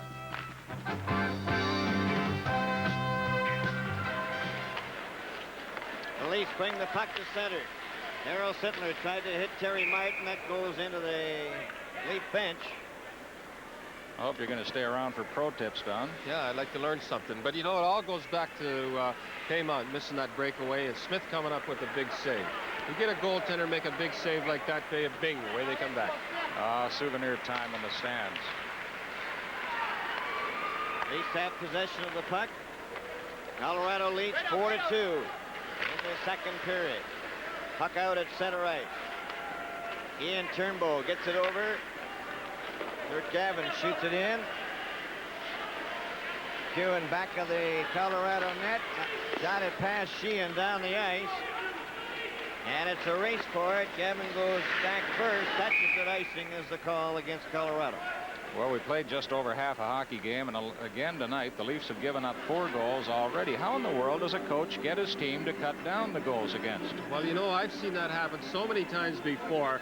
When you wrap in 2 quick goals, hey, this is going to be a cakewalk, and then you say, well, let's have a little rout here, and what happens is you lose that momentum, and that's exactly what happened. They come back, popped one in, and away they go, and I've seen that happen like 100 times. I don't know, either get a new goalie or sharpen up your defense. Good explanation.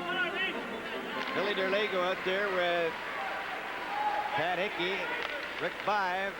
Walt McKechnie comes to center to Lanny McDonald on the right side. Shot back.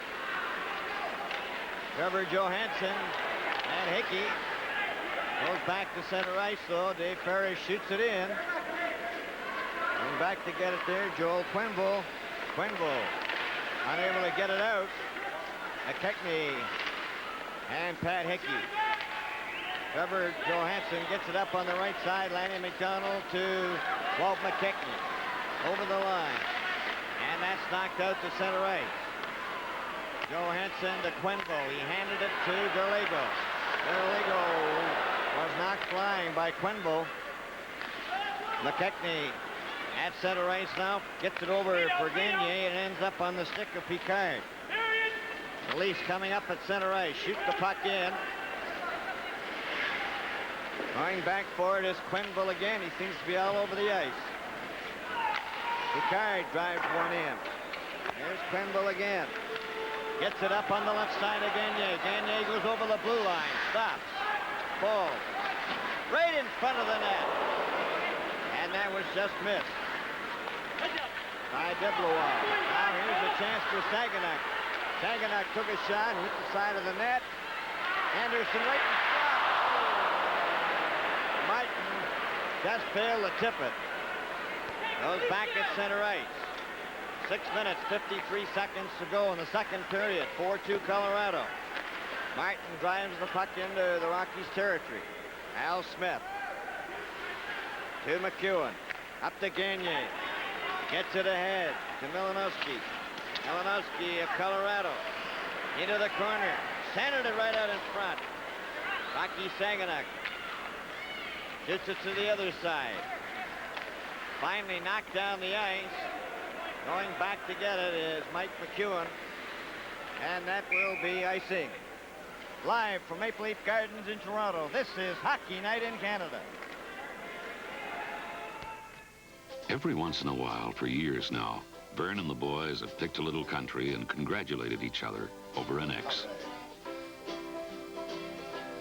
Well, an old song like an old friend, Molson Export Ale keeps on tasting great. Molson Export keeps on tasting great. In the crowd, the blonde lady is Wendy Sittler. Sittler got the puck over. Cleared by Turnbull on this wing to Paymo. Paymo goes back for Daryl Sittler. Too well covered by Ron DeLorme. Goes out to center ice again. Turnbull will try with Salming. A pass. Knocked down, and Ramage gets it right back into the Leaf zone where Boreas Salming has it. Salming off the boards. Sittler couldn't get out. Here's a pass. Feliket, and a shot by number 7, Randy Pierce. Was just wide of the open side of the net. They get a whistle. 5:42 left. I feel sorry for that Randy Pierce. I remember last year Sarah used to rob him time and time again. He's done it tonight a couple of times too. Pierce in the last 5 minutes here. Remember that? Poor Pierce, he must be talking to himself. Look at him down there. Much improved hockey player, though, as I recall, from when he entered the league. I'll tell you, him and DeLorme, they're two pretty good hockey players. I like them. They're good, I hate to call it journeymen. They'll get you 20, 25 goals every year. But Quinville, I think, has been the outstanding player on both sides as far as I'm concerned. Joel Quinville, number 22, playing on the defense. Along with Trevor Johansson. Puck cleared, but not out. Shot around by Ron DeLorme. Zeroes out of the net. Picard couldn't get it out. Pierce got it back. Quinville just shot one wide. Goes in back of the net again, and the Leafs are having all kinds of trouble getting out of their own zone. Johansson had it knocked off his skate offside at the Maple Leaf blue line. 5:14. Well, I don't know. It's something that happened with the Leafs. And like I said earlier, that what happens, you get those 2 goals, you let down, you can't turn it on, you can't turn it off like a tap. And the Rockies got an awful lot to prove. And I don't know, they don't seem to have that intensity. They think the Rockies were going to be a piece of cake, and they're not anymore. Not tonight. Cleared by Picard. That's McKechnie out there with Gagner and Lanny McDonald. McDonald going right in, and he shot that one. Bounced out to center ice. Shot right back into the corner. And it's touched by Dave Farish and icing. Tonight's game is coming to you from Maple Leaf Gardens in Toronto. There's nothing like it when you've been working. Whew, what a trip. You're not going to catch me cooking tonight. Don't have to. We'll pick up Kentucky Fried Chicken on the way home. Now, that's the best announcement you've made all day. A lot of good chicken for the price, Colonel. And it sure is convenient for us. There's nothing like the way your boys and girls make your finger licking good. There's nothing like it. Thank you, Colonel. Good chicken. Rockies leading the Leafs 4-2. 4:52 to play in the second period. On the face-off, McKechnie covered Martin, but it's brought out by Trevor Johansson. Johansson shot it over the line. Lanny McDonald went in, but it was offside. Well, you know, Bill, you got an awful lot of guys on that Rocky club that's got something to prove. They've been waiting for this for a month. And, you know, they're in front of, we found this when you can see the guys when they come into Toronto, when it was with Boston, they can hardly wait to get on the ice. Toronto has a burden to bear because everybody can hardly wait. Because let's face it, a lot of hockey players, where most of them come from Ontario, and the motion, they were sky high. I know Lanny could hardly wait to get on the ice tonight. Same with Washington. When they come in here, they've been ridiculed for a while, and they'll be primed. Absolutely. Puck slides around to the boards in Leaf territory. Boreas Salming unable to get it out. Getting in front is Sheehan, and he lost it. And here's a break down the right side for Saginac. Saginac shoots. Smith had no trouble with that. He came about 5 feet out to cut off the angle. Now it's back for John Anderson. He handed it to Gillis, and Gillis just shoots it into Leaf territory. Robert Picard Now it's still at center ice. Now it goes over to the blue line, and they call the play. Well, there's Dobie Gillis. That's what they call the players. Call him Dobie. He's had a hard luck career. Every time he gets going, he breaks a leg. I think he's broken his leg twice. He had his knee last year. Collarbone. Oh, everything Somewhere along the way. And he's just starting to come back now. He worked hard to get in shape. He's having a little tough goal scoring, but at least he's playing. Well, he's played with Kingston Juniors. You should have got in your plug for the Wolf Island Old Timers. Yeah, I was supposed to coach them this year, but they said they'd pass for a while. Mike McEwen of the Colorado Rockies. Clearing pass, stopped by Paymont. Paymont goes over under the left wing. Gavin goes down. Covered by DeLorme. The puck is loose. Sittler's trying to dig it out. It goes into the corner. Shot to the blue line, but not out. Back of the net. Here's right in front of the net. It was scored! Darryl Sittler slipped it in underneath Al Smith. An unusual goal because there was some hesitation on the part of the Leafs. Should Sittler get the puck or should Gavin? Gavin said, I'm going for it, and Sittler stayed in front, and it paid off in a goal before Smith could get back. Looks like it had eyes. Just over the line. All right, I think they're going to win now. That's if Rockies could have got out of this period up 2, but I think Toronto's going to win now. That's very disheartening, I'll tell you. You heard it from Don Cherry. He calls this the turning point in the hockey game. We'll see if it turns out to be that with 3:29 left in the period. Darryl Sittler, his 11th goal, 2 here tonight. And number 99 will Paymont. Time 16:31. 16:31 was the time of Sittler's second goal of the night from Gavin and Paymont. Puck is out to center ice again. Quenville's back there to cover up. Over to Valiquette. Jack Valiquette shot the puck in. Sira stopped it for Turnbull. Turnbull cleared a pass to Sittler again. He shot it out to center ice. Knocked over to this wing with 3:02 remaining in the period. Pierce tries a pass, and the Leafs clear right back to center ice. Quenville right onto the stick of Turnbull. Ahead to Sittler. Sittler takes a shot off the post. He wrapped that one right off the post. Down the ice for Turnbull. Ian Turnbull. Moving up slowly. Over to Dave Parrish. Shot it over the line. Cleared by Quenville again to McKechnie. To Gagner. Gagner's over the line. Shot it around on the boards to Lanny McDonald. He let it go. Ramage moves up. The puck goes over on this right side, and the Leafs have it. By it to Derlego. Derlego knocks the puck into the corner. Ramage goes to the boards with Derlego.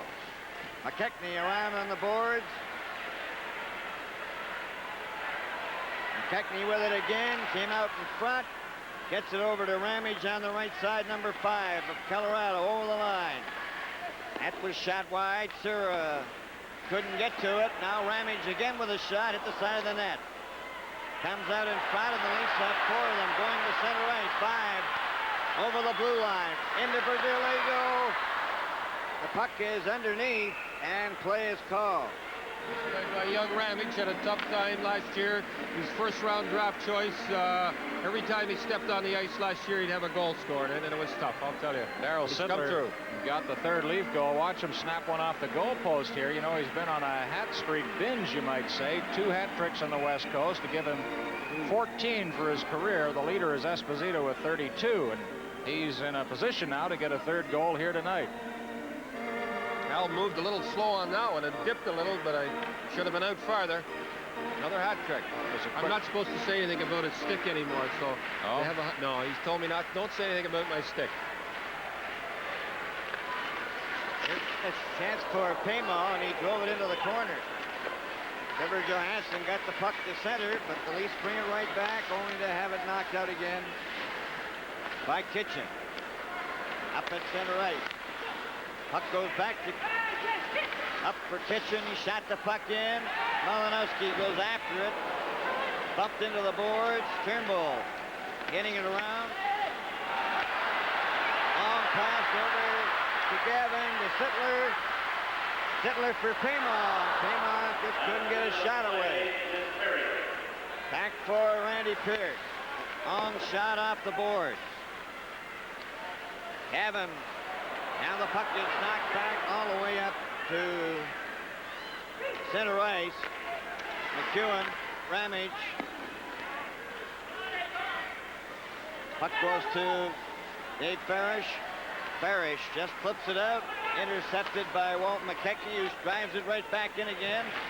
Shearer out of the net. He shot the puck into the corner. Lanny McDonald went down. Now a long pass for Pimon. Shot back into the Colorado territory. Up again for Gagné to McKechnie, but that's offside. 14 seconds remaining. Second period. Strong effort by Walt McKechnie. You can talk about his stick if you want, Don, because it's quite similar to Darryl Sittler's in the blade, you might say. Yeah, well, we don't talk about the sticks anymore, because if you say my stick's not any good, I'll say yours. So it's like a status quo. Nobody says anything. Well, if you didn't talk about all the things you're not supposed to talk about, you wouldn't have much to say up here. No, I mean, the players don't go to the referees and say, this stick's bad, this stick's bad, because half the sticks will be thrown away. McEwen shoots the puck out and down the ice. Borja Salmi. A quick pass. Tried to hit. Derlego went down. 2 seconds left. Sura stopped the puck. There goes the bell, and the second period is over. So the score at the end of the second period is Colorado 4, Toronto 3. Over the hills, under the sun, way up in the sky. The farther out you go, the more you need Super Radio. CGE's new AM/FM Super Radio pulls in stations from hundreds of miles away, so you can go far away and still get down a great sound. Over the hills, under the sun, way up in the sky. The farther out you go, the more you need Super Radio. New Super Radio from Canadian General Electric. You can do it, so go to it. Canadian Tire energy savers are money savers. You can do it, And there's no better time than right now to get those energy-saving jobs done. so go to it. Inside and outside. You can do it. Home or car. Canadian Tire has what it takes to save energy and money now. So go to it. It's for people like you, people who do. We did it! Canadian Tire. You put it on and leave it on, 'cause that's how it works. 'Cause that's how it works. What are you doing? You just shampooed your hair. And now I'm using Resdan. Why? If Dana starts coming back in 4 hours, I want something that stays on to control it. Listen, would you expect your deodorant to work if you washed it off? No? How can something work if it's not there? Precisely. So I use Resdan. You put it on and leave it on. Because that's how it works. The new Mercury Lynx, built in North America with world-class fuel economy. 54 miles per gallon highway, 42 miles per gallon combined city highway. Lynx, with outstanding performance from a unique CVH engine, advanced transmission, and aerodynamic shape. Lynx, front-wheel drive for traction, four-wheel independent suspension for smoothness, advanced computer technology, and a spacious inner world for 4 adults. A world-class car built in North America. Mercury Lynx. The Rockies took a 4-2 lead. Paul Gagné, the rookie, with his 6th of the season. He leads the Colorado Rockies in goal scoring. Malinowski and then Sittler replied for the Leafs for the 2nd of the night, his 11th of the season. At this point, he is tied for the league lead with Charlie Simmer of the Los Angeles Kings. And most hockey fans in Toronto and everywhere else will know this man who has not been back here since last Christmas. I guess you've been waiting a long time to come back to the Gardens and play against the Leafs in front of the fans that meant so much to you. Tell us what this day was all about leading up to the game and how you felt out there for 2 periods. Well, really, I'm glad I didn't feel tonight like I felt this morning. I had 2 left feet in practice, and I was very nervous. And the guys have been great all day, and they all know what a big game it is, not only for myself and 4 other guys that used to play for the Leafs, but for us to stay above 500. And so it's a big hockey game all the way around, and we're just glad that going into the third, we're ahead. To say that the Rockies are at 500 after 10 games is something that you couldn't have said in any other year of the Rockies' existence.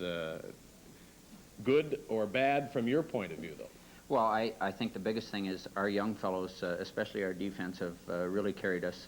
Our oldest defenseman is 24, and they've played with a lot of enthusiasm and instilled a little bit of extra spirit into everyone, and it's been a very satisfying first 10 games, and we're looking for bigger and better things. You had a problem right off the bat at training camp. I know, a pulled groin, and I'm sure personally you're not satisfied with the statistics.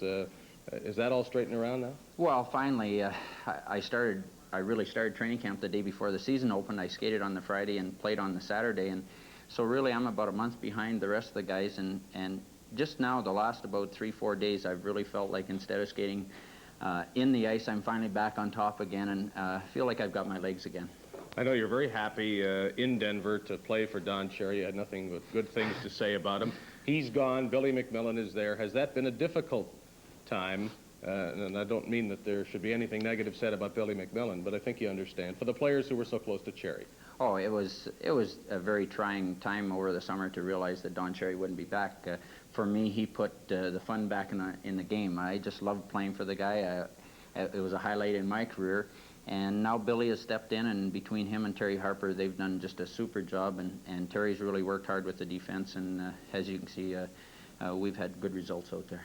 Having been traded once, and perhaps hearing some rumors that you're going to be traded twice, how secure do you feel in this uniform?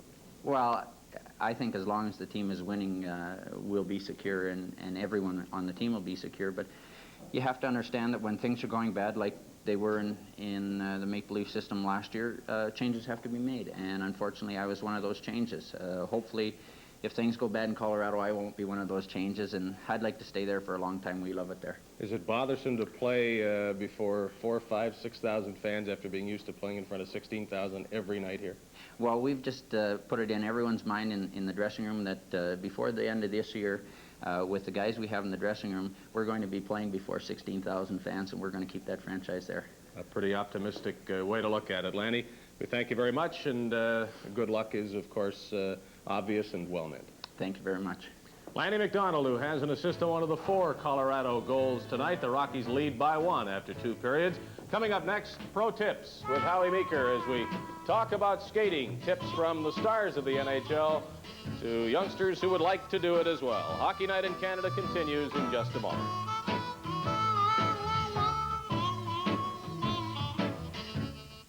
About this time every year, my partner and I head out on our annual cattle drive. Used to get pretty rugged, but now we got this new Ford club wagon. Told my partner I bought the club because of its strong body-on-frame construction, twin I-beam front suspension, and very good mileage. But heck, what's a cattle drive without stereo and captain's chairs, huh? Of course, we'll also take along our Ford super van. The extra load length really helps on a cattle drive. Cattle drive? Well, she'd hate a cattle car. See your Ford or Mercury dealer. Now, from Ever Ready, the Energizer. We took the Energizer test. Fantastic. We put premium Energizers in Patrick's car and regular carbon batteries in its twin. Watch. The Energizers lasted 7 times longer than our regular batteries. 7 times. We're convinced. The only battery for us is premium Energizer. The Energizer, for life. A lot longer life. You wake up in the middle of the night. You've had a nightmare. You dreamt that your hard-earned money began to escape through small cracks around your doors and up to the attic. It's not a dream. It's what can actually happen if your home is not insulated properly. You write to InnerSave, Box 10,000, Ottawa. We'll give you a personalized evaluation of your home and how to make it more fuel efficient. We can even help you save money doing it. InnerSave, you have what it takes. Hello. I was a dedicated blade shaver till my wife bought this Remington microscreen shaver because it would shave as close as a blade or your money back. The first microscreen is so thin it shaves incredibly close. The second, even closer. I was so impressed. Because it would shave as close as a blade or your money back. The first microscreen is so thin it shaves incredibly close. The second, even closer. I was so impressed. I bought the company. The Remington microscreen will cost you very little. The company cost me considerably more. The Remington microscreen shaves as close as a blade, or I'll give you your money back. Get a complimentary leather wallet with the purchase of a Microscreen 3000. Skating. This tricky turn enables Dave Christian to reverse direction without coming to a full stop. Sure beats doing stops and starts.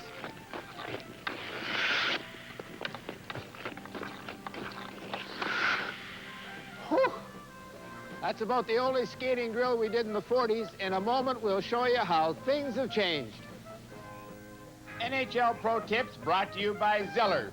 Our low prices are just the beginning. Everything starts with Z. I'm a real hockey fan. So why don't I go to the games? Because I never want to miss the game that's on TV. It's the only place I can hear about Zeller's Hockey Fans Special. See, every Monday, Zeller's drops the price of a special item for fans watching this show. This Monday, Zeller's drops the price of Silky & shampoo or conditioner or Track 2 blades down to $1.97 each. Plus, Fabergé's Brute 33 football tote bag with splash deodorant and moisturizer for a low $6.97. This Monday, only at Zeller's. Nice shot, Zellers.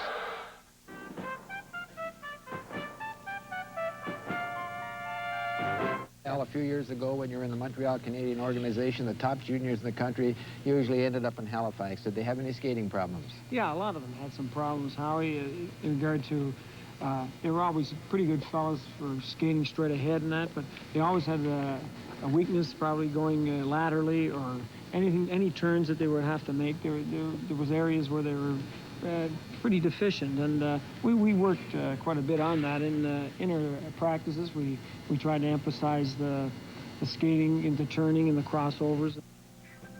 With the proper drills and a lot of hard work, even the best skaters can get better. The beginners and the average skater can become very proficient. Guy Lafleur works to improve his backward skating. Dave Christian practices a turn that always keeps him facing the puck. Larry Robinson develops power going backwards and makes a near-perfect 180-degree turn and stops on a dime. Kevin McCarthy goes back to the circle, and it takes good posture, balance, and agility to master this tricky routine. To improve lateral movement, the Big Bird does crossovers with the puck. These are great drills. The other thing that was I think is really important is in Canada here we de-emphasized or totally ignored the figure skating contribution that could be made to balance and making a young kid a good hockey player. As far as skating is concerned, we should look at the figure skating contribution that can be made. Balance and the proper posture, which leads to body control, are the two ingredients needed to become a good skater. Jean-Denis Martin showed our cast many drills that would improve balance. Both Bobby and Guy had problems, but it wasn't long before they got the hang of it. But it took them a little longer to satisfy the director. Take 69. After 200.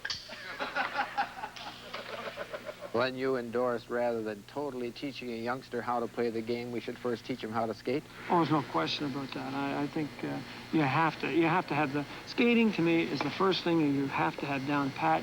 The problem that a lot of the children have, and the coaches don't teach them, is that when you're skating around in the circle, you have to be able to cross over so that you don't lose speed while you're skating around.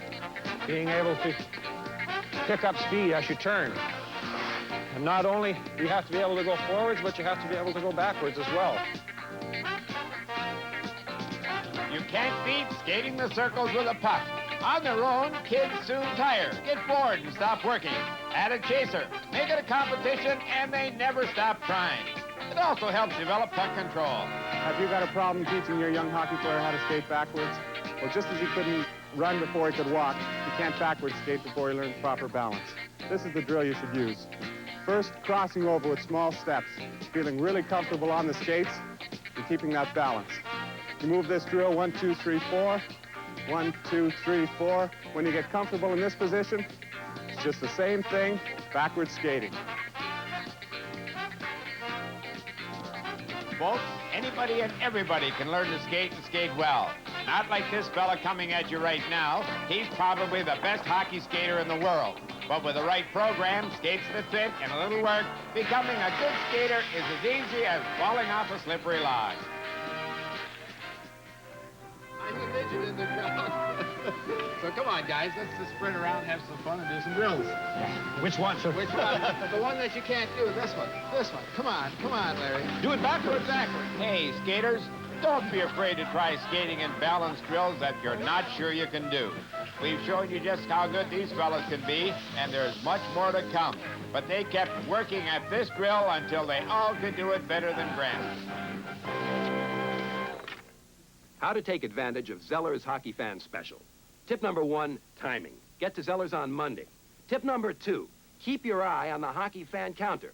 That's where you'll score big savings like this. This Monday, Zellers drops the price of Silky & shampoo or conditioner or Track 2 blades down to $1.97 each. Plus, Fabergé's Brute 33 football tote bag with splash deodorant and moisturizer for a low $6.97. This Monday, only at Zellers. Tip number 3, don't wear your skates to Zellers. They scuff the floor. Puck handling is one of the most important skills in hockey. You can't practice it enough. I don't waste any chance to practice puck handling. And I feel when I'm playing well, I can get that puck to do just about anything. Come on, let's go. You think this is magic? It sure is. And about 200 NHL players will confirm that Bobby is a magician with the puck. NHL Pro Tips brought to you by Zellers. Our low prices are just the beginning. Everything starts with Zen. Watch for pro tips and Howie Meeker and those NHL stars again next Saturday on Hockey Night in Canada. And in just a moment, watch for the third period as the Rockies try to hold on to a lead. They're 4-3 ahead of the Maple Leafs, live from Maple Leaf Gardens in Toronto. Hockey Night in Canada. Isn't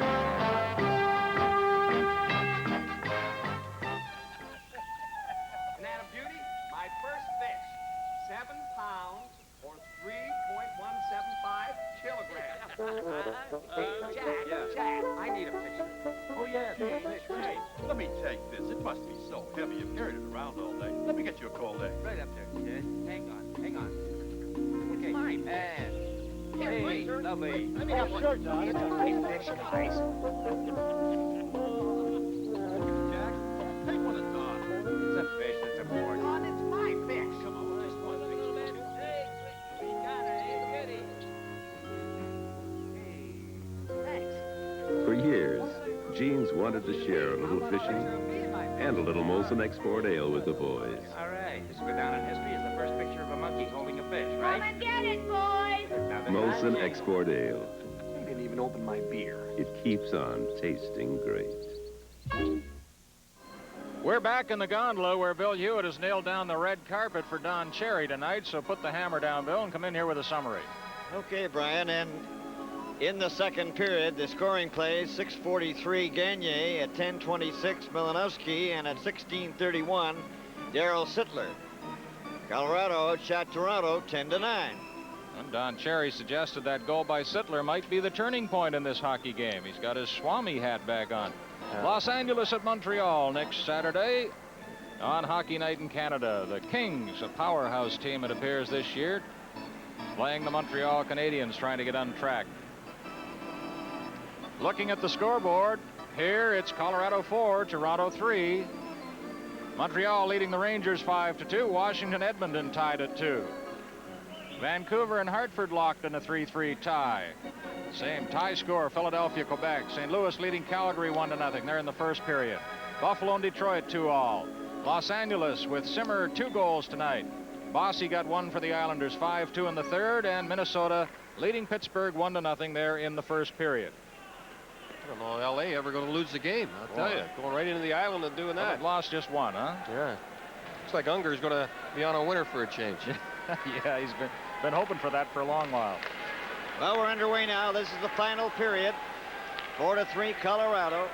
Picard, his pass intercepted by Pierce. Pierce rolls it over to Valaket. Valaket goes right in, and Zira had to make a good save on that. Puck goes back out to center, knocked back by Ramage, and that's offside as Pierce couldn't get out in time.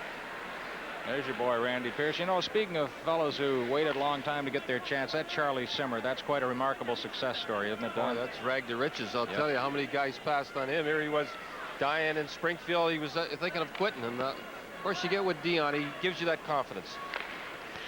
Picard's pass over on the right side for Salmi. Now it's Paymo going in after it. He and Ramage bumped together. The puck is taken by Paymo and just got it in front. Up to center ice for Valaket. Valaket. He's checked. Gavin to Pimon. That's broken up. Boria Salming will try it. A long shot into the corner. Round on the boards it goes. Delorme is waiting for a pass. Valaquette decides to bring it out himself. Up the center. He flips a high one. Zera caught that. Left it for Ricky Vive. Vive over on the wing to Gavin. Gavin shot it right to the blue line. Goes back here and shot out by number 26, Mike Kitchen. Now it's back in again. Trying to steal the puck was Derlego. It bounces over to the far side. Cleared up along the boards, not out. Dave Parrish then drives it into the corner. Ricky Vive goes for Pat Hickey.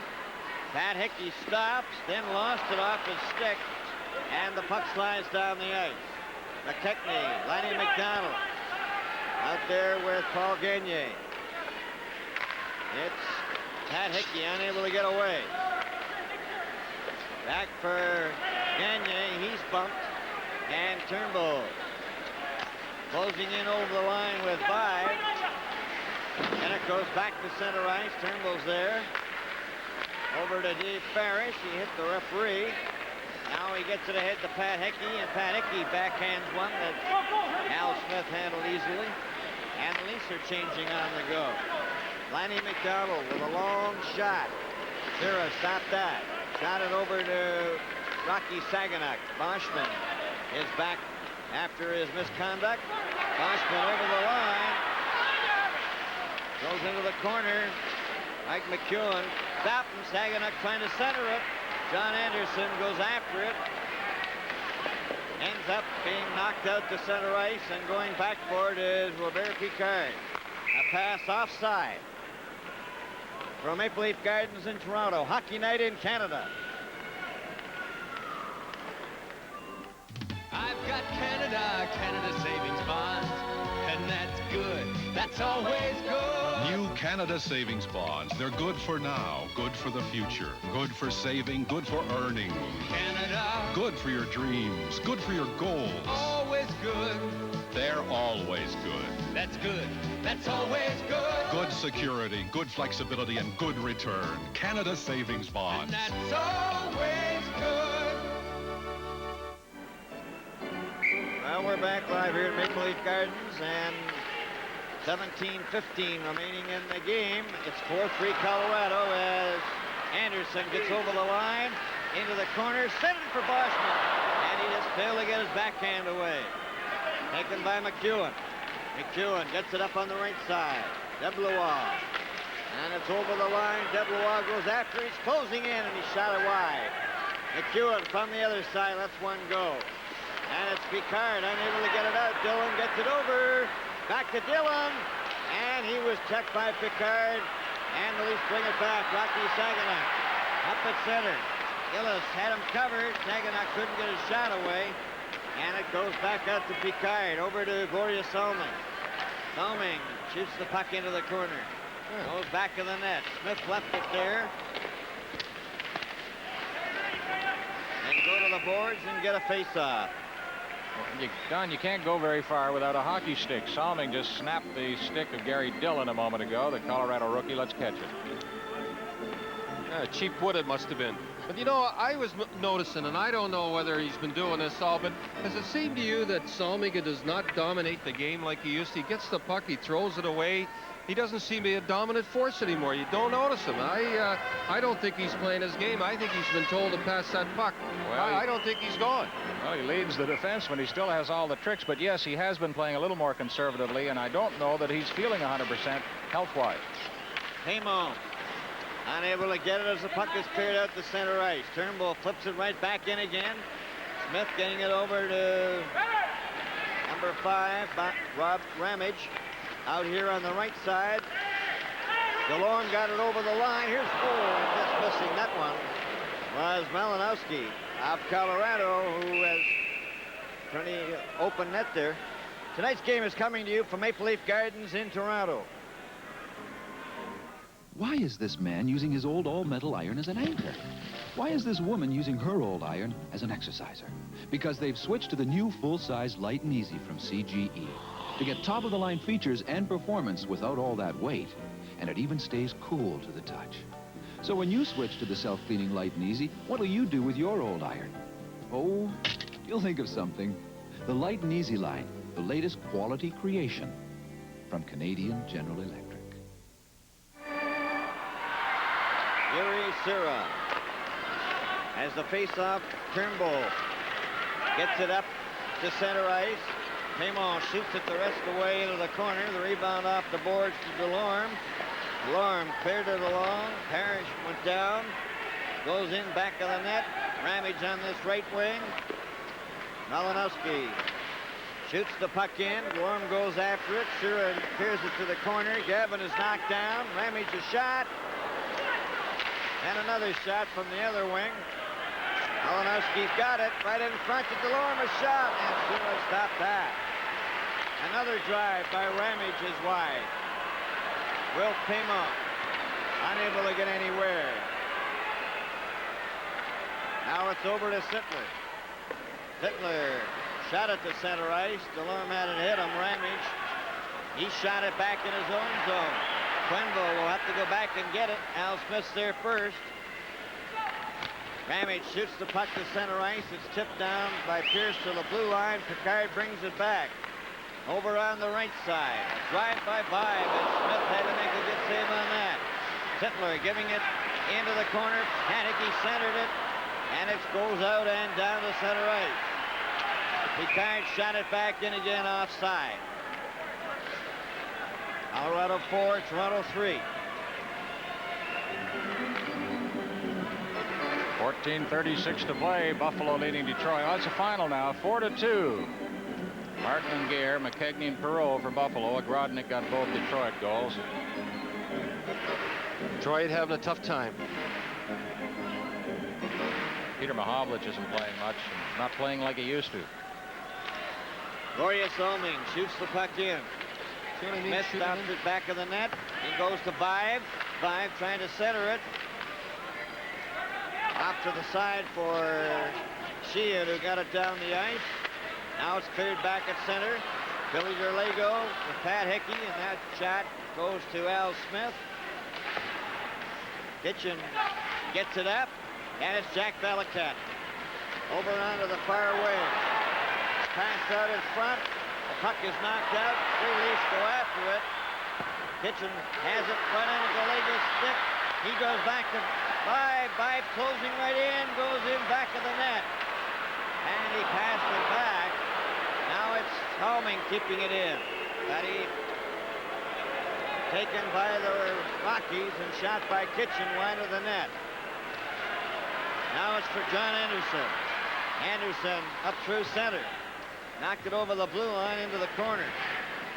Saginaw was after McEwen. McEwen gets it out. Saginaw intercepts his pass. Gets it over the line. It's shot right back out again by Couture. Now it's in for Turnbull. A hard shot. Smith stopped that. Back of the net. Cleared by McEwen. Up on the left wing. Up to McKechnie. Walton McKechnie at his own blue line. East stop. Washburn for Saginaw. Poked over here to Anderson. Anderson knocks his man down. The puck is underneath, though, and play is called. This is Hockey Night in Canada from Maple Leaf Gardens in Toronto. Have you ever wondered if one heating supplier is better than another? Then ask yourself, does he have a 24-hour emergency line? Or a furnace maintenance plan? Has he ever let you run out of oil? Is your home clean and tidy after a service call? If you're getting the wrong answers, call your SO Home Comfort associate and get the right ones. SO Home Comfort. The time for answers is now. Shot from the blue line. Al Smith held on to it long enough for a face-off. They'll do it in the circle. Darryl Sittler with Stuart Gavin, number 17 on the left side. Paymon, number 99 on the right.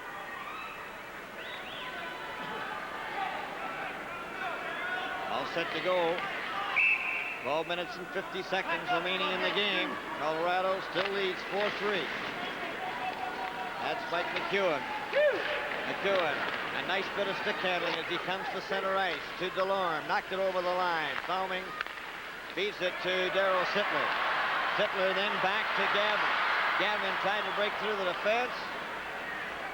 Cleared out and down to center ice by Randy Pierce. Shot right back. Picked up there by Ramage. Ramage. Pass at center ice. Ramage gets it handed back to him. Goes over on the far side. Malinowski tries to cover the Leaf player. Kept in by Pierce. Then he loses it. Heyman knocked it out. Brought out by Borja Salming. Salming's pass to Sittler. Sittler to Picard. Picard couldn't make a play. A long pass up at center ice. Malinowski do a 3-on-1 with DeLorme and Pierce. Back to Score! Oh, pretty play by the Rockies. As DeLorme and Pierce, Malinowski team up a three-way passing combination that beats Siri. He had no chance on that one. One man backed on. Excellent play. Absolutely. Picard gets caught up ice, falls down. Matter of time. Pierce finally gets one. Yep. Dad Nottawa will be happy. Oh, Pierce missed a couple of chances in that second period. Here's Malinowski faking the shot. Spots his teammate coming in. That's DeLorme. Over to Pierce. Yuri Sira gets over too late. He's down. It's 5-3. Colorado in front. What about that turning point you talked about? Well, I don't know. Looks like they're dead again. I'll tell you. It's a strange feeling. I'll tell you. 8-12 is the time of the scoring play. So Colorado now leads by a score of 5-3. Ian Turnbull gets it over on to Juris. Juris lost it. Back over the line for Gillis, and the Leafs break that up. Martin ahead for Derlego. Couldn't get anywhere. Deblois waited too long, and his teammate went over the offside. With the score, Colorado 5, Toronto 3. This is Hockey Night in Canada. There's an all-new Cougar on the loose. Reward yourself. Capture the new lean trim Mercury Cougar. It's beautifully mid-thigh with roomy, space-efficient interior design. And Cougar comes equipped with a 2.3-liter engine, McPherson strut front suspension, and rack and pinion steering. It's styled for today. With today's kind of fuel economy. Capture something completely new. Mercury Cougar, at the sign of the cap. And we're getting set for the face-off. You see a nice shot of the entire ice surface here at Maple Leaf Gardens. Facing off outside the blue line. Getting the draw was Gary Dillon. Number 12, offside. Number 23, Deblois. Well, I'll tell you, there's Terry Harper. I must admit he's done a good job of the defense. He's really helped Ramage. The reason I really didn't want an assistant coach, didn't think they could afford one, tell you the truth. How about a goalie coach? They got goalie coaches. They got goalie coaches everywhere. It took 3 of them to take my spot. Bill Derlego shoots the puck over the line, a race for it. Going down was Pat Hickey. Puck ends up in the corner, shot back of the net. Pat Hickey goes after it, but it's picked up by the Rockies and shot out to center ice. Deblois couldn't get to it. Juris touches it. Icing will be called. Just a little over half a period to play now. Colorado leading 5-3. Here's a play. I like this referee's style. He's not calling nothing. That's all right. Let them play hockey. That's Hickey going down, and the crowd reacting with some boos. Well, he's letting it go either way. At least he's consistent. You know, in games like this, it could be decided by a penalty. If he lets it go either way, it's all right. But when he starts inconsistently, you don't know what to do. Laurie Boschman, Saganuk, and Anderson.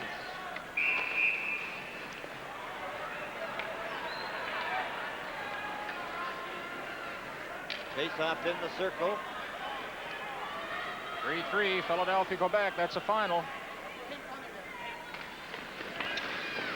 Saganuk gets it back. Salming a shot right on Al Smith's juggled it, but went down and covered up. Don, while we're away a moment ago, you were talking about the Leaf defense. Well, I'll tell you, I think they're playing with absolutely no confidence whatsoever. They're getting caught. They're not moving the puck. I think that's the whole problem right now. No confidence at all in the defense. And of course, that spreads through the team. The forwards see that, and they lose confidence. Well, what's his name? Burroughs makes a mistake. We don't see him anymore. It's tough. It's when your defense isn't playing, you're in deep trouble. Puck goes to the Colorado Rockies. It's cleared over on the far wing. Salming kept it in. And it's cleared by Lanny McDonald to Walt McKechnie. McKechnie coming up to the Leaf line. Trying to go through the defense. And Rocky Sagna turns around and comes back. The pass to Anderson. Anderson fakes his shot. Bill has it. Goes for Salming. Salming a backhand. It's right in front of the net. And the Rockies, Walt McKechnie shoots it down the ice. Picard touches it. This game is coming to you from Maple Leaf Gardens in Toronto. You can do it, so go to it. Canadian Tire's got the things you need You can do to it, get the job done. so go to it. From plaster and paint You can do it, to faucets and fixtures. so go to it. No matter how big or small your project is, You can do it. Canadian Tire's got what it takes. So put your heads together and have some fun. It's a lot easier than you think. It's for people like you, people who do. We did it. Canadian Tire. Play just underway. The puck near the Colorado net. Pimon tried to get it back to the blue line. It goes in back of the net. Sittler tried to center it. Here's Gavin. Off the board. Pimon. Sittler back of the net. Centered it. Comes back to Turnbull. Turnbull took a shot. That's going to be deflected. And it goes high into the crowd. Well, that last rush that Salming had, this is what he has to do. He has to make things happen. He can't sit back there like a bump in the log. He's got to go. He's got to gamble now.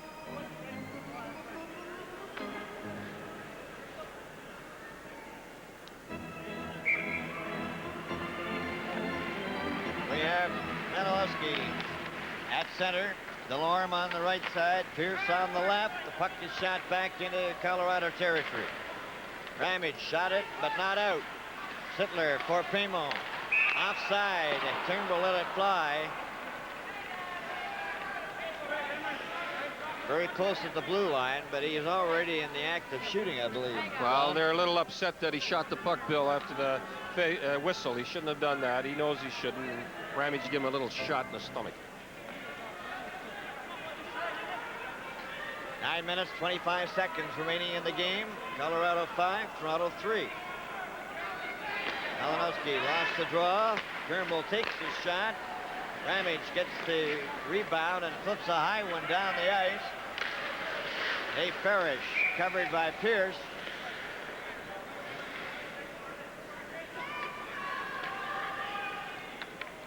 I'm Larry Robinson of the Montreal Canadiens, inviting you to watch two great games on Hockey Night in Canada next week, November the 8th.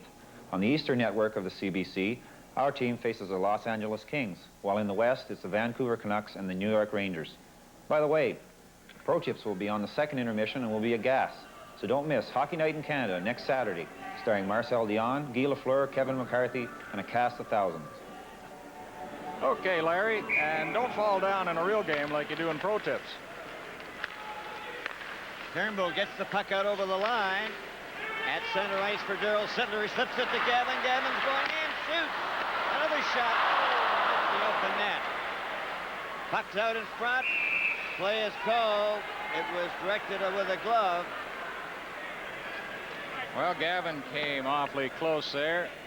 We're going to have a line change now for the Leafs. Here he is, takes the one shot, then he has a chance for a rebound, but almost an impossible angle. Yeah, Smithy almost put it in if he had touched it. 8:59 to play. The Kings win again over the Islanders this time, 7-3. That's a big win. Right in the island.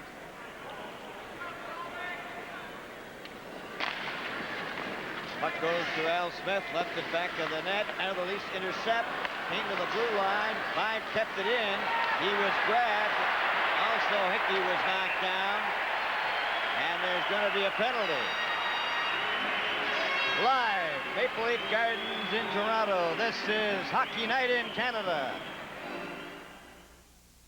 Panasonic makes color TV so lifelike, you'll feel you're part of the picture. Watch this. One of the features that contributes to Panasonic reliability is Color Pilot, electronically keeping colors and flesh tones so lifelike, you'll feel you're part of the picture.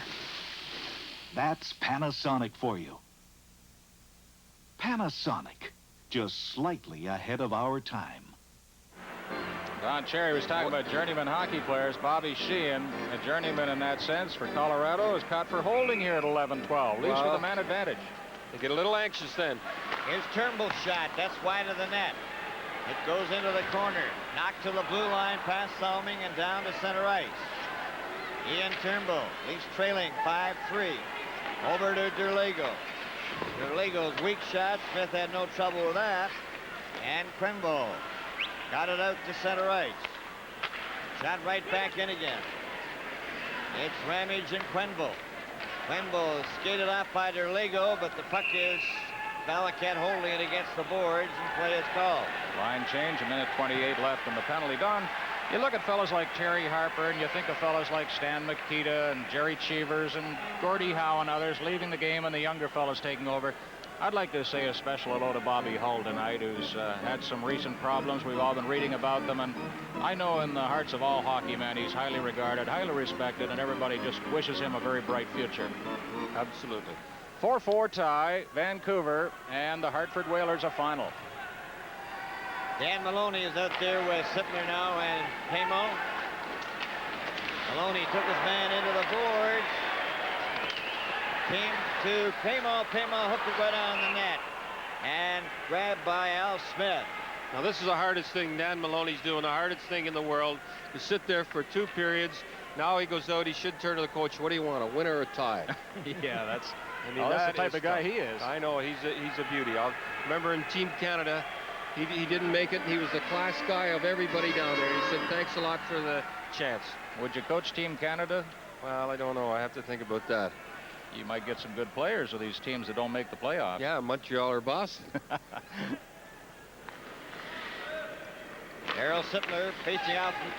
Kexy won the draw. Ramage has the puck. And it's knocked down the ice. 1 minute and 11 seconds remaining in the penalty. 7:56 now remaining in the game. 5-3 Colorado. Puck is taken out to center ice by Salming. Pamo couldn't get to it. It's knocked back out over the line. Turnbull. Pamo was turned around and knocked down. Randy Pierce goes back for it. Ian Turnbull coming out. A pass up for Sittler. He can't get anywhere. And the Lynx are sagging under the skating power of Colorado Rockies. Dan Maloney's too well covered. Turnbull gets over the line and no further. And it's shot down the ice again. 21 seconds left in the penalty. Gloria Salmon. A long pass up on the right wing for Rocky Saganuk. Gets it over the line, and that's knocked out. Saganuk's got it again. Shoots it in. Anderson goes racing in after it. Smith is there. Passed it. Valaket knocked it loose. Trevor Johansson shot it to the blue line, and it went by Parrish down the ice. The penalty is over. Teams are at full strength. Lanny McDonald against the boards. The puck goes loose. Laurie Boschman covered by Jack Valaket. It's right shot in front. Lanny McDonald goes after it. Lanny McDonald, and he couldn't keep it in. Lanny McDonald still with it. Shoots the puck in, back of the net. Leafs have it in their own territory. Picard. And he tried to get it out, and that nearly backfired. Now he's got it out to center ice. Takes a long shot with 5:58 remaining in the game. Long pass intercepted by John Anderson. A shot! And he rifled that one off the post. Now then, Colorado Eblois takes his shot, and he fired it high off the glass. Goes into the corner.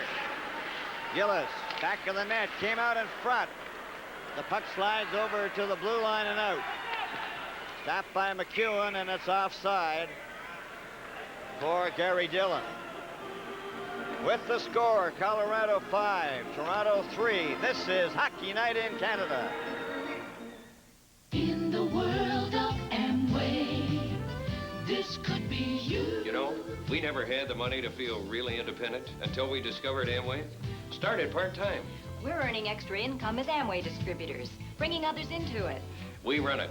We're our own boss. And being more independent is the best security.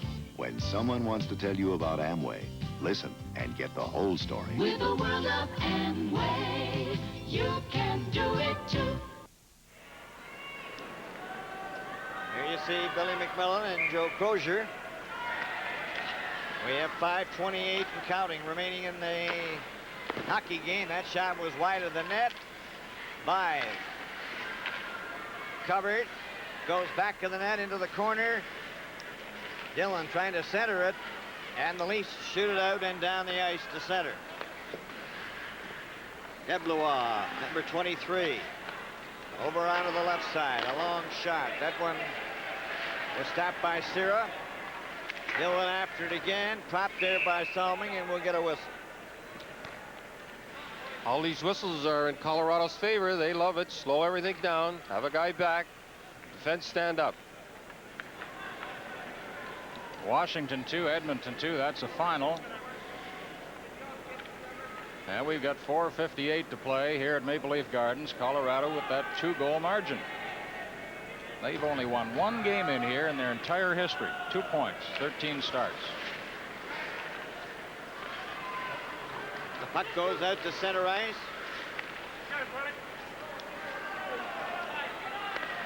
It's Sittler leaving it at the blue line. Cleared by Delorme. Now it's the Leafs in possession. Parrish gets over the line, and Sittler missed that. It goes down for Pierce. Pierce trying to cut in. He's hauled down by Stuart Gavin. Gavin comes back. Up at center. Broken up beautifully by Delorme. Got it over the line. Mike Kitchen, number 26, have moved up. There it is, right in front. Oh, that deflection by number 27, Ron Delorme, was over the top of the net. Dave Parrish.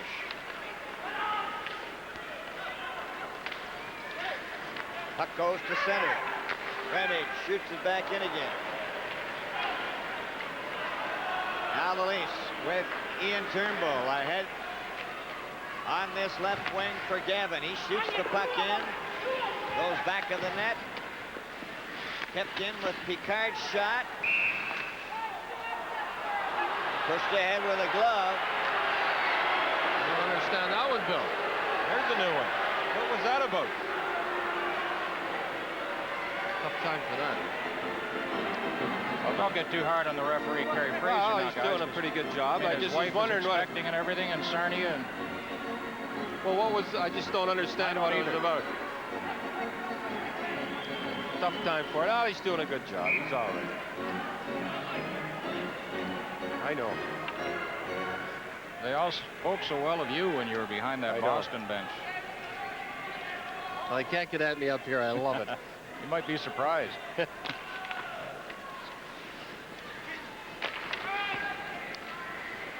Puck goes along the boards, out to center ice. There they go. Watched by McKechnie, who's been all over the ice tonight in his kill penalties, regular shifts. Puck is cleared out over the blue line. It's grabbed out by Ricky Bive. Bive going in. Bive is too well covered. Colorado trying to get it out.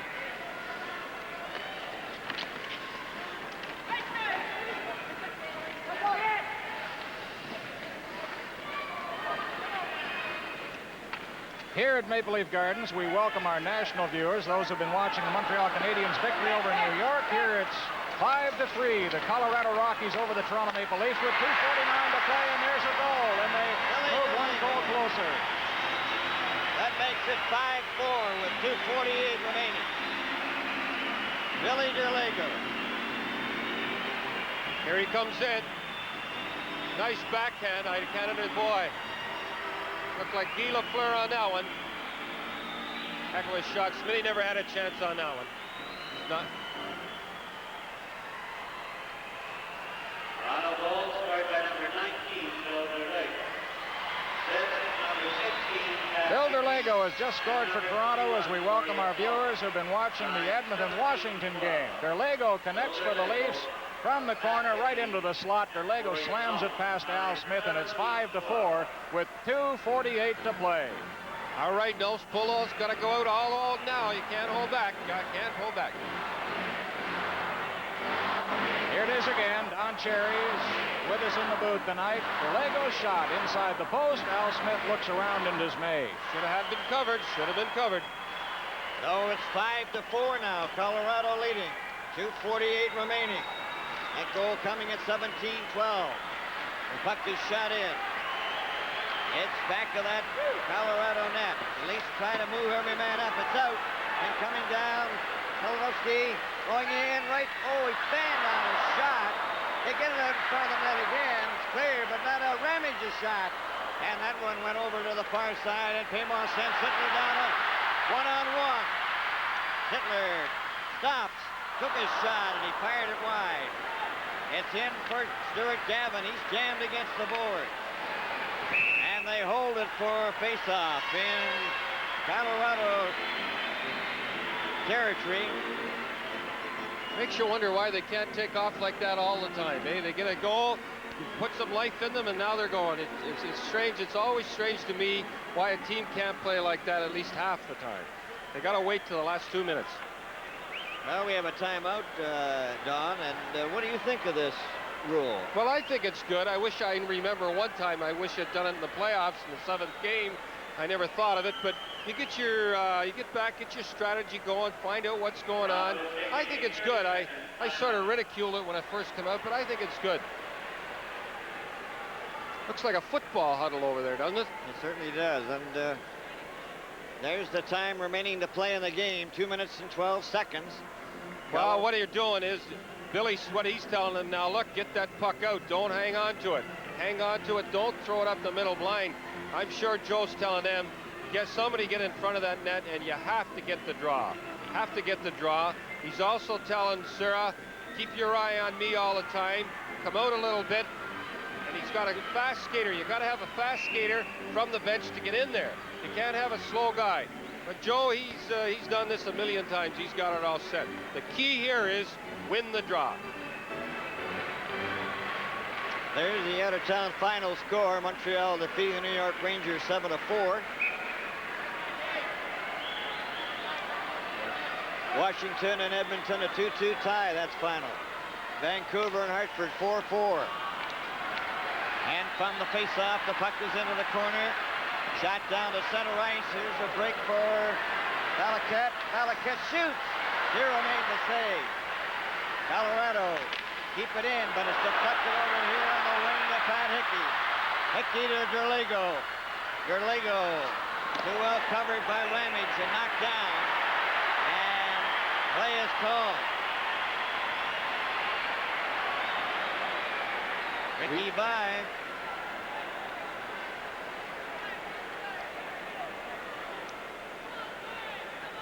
Mixing up there in that corner. See, we have penalties coming up. What do you think, Boomer?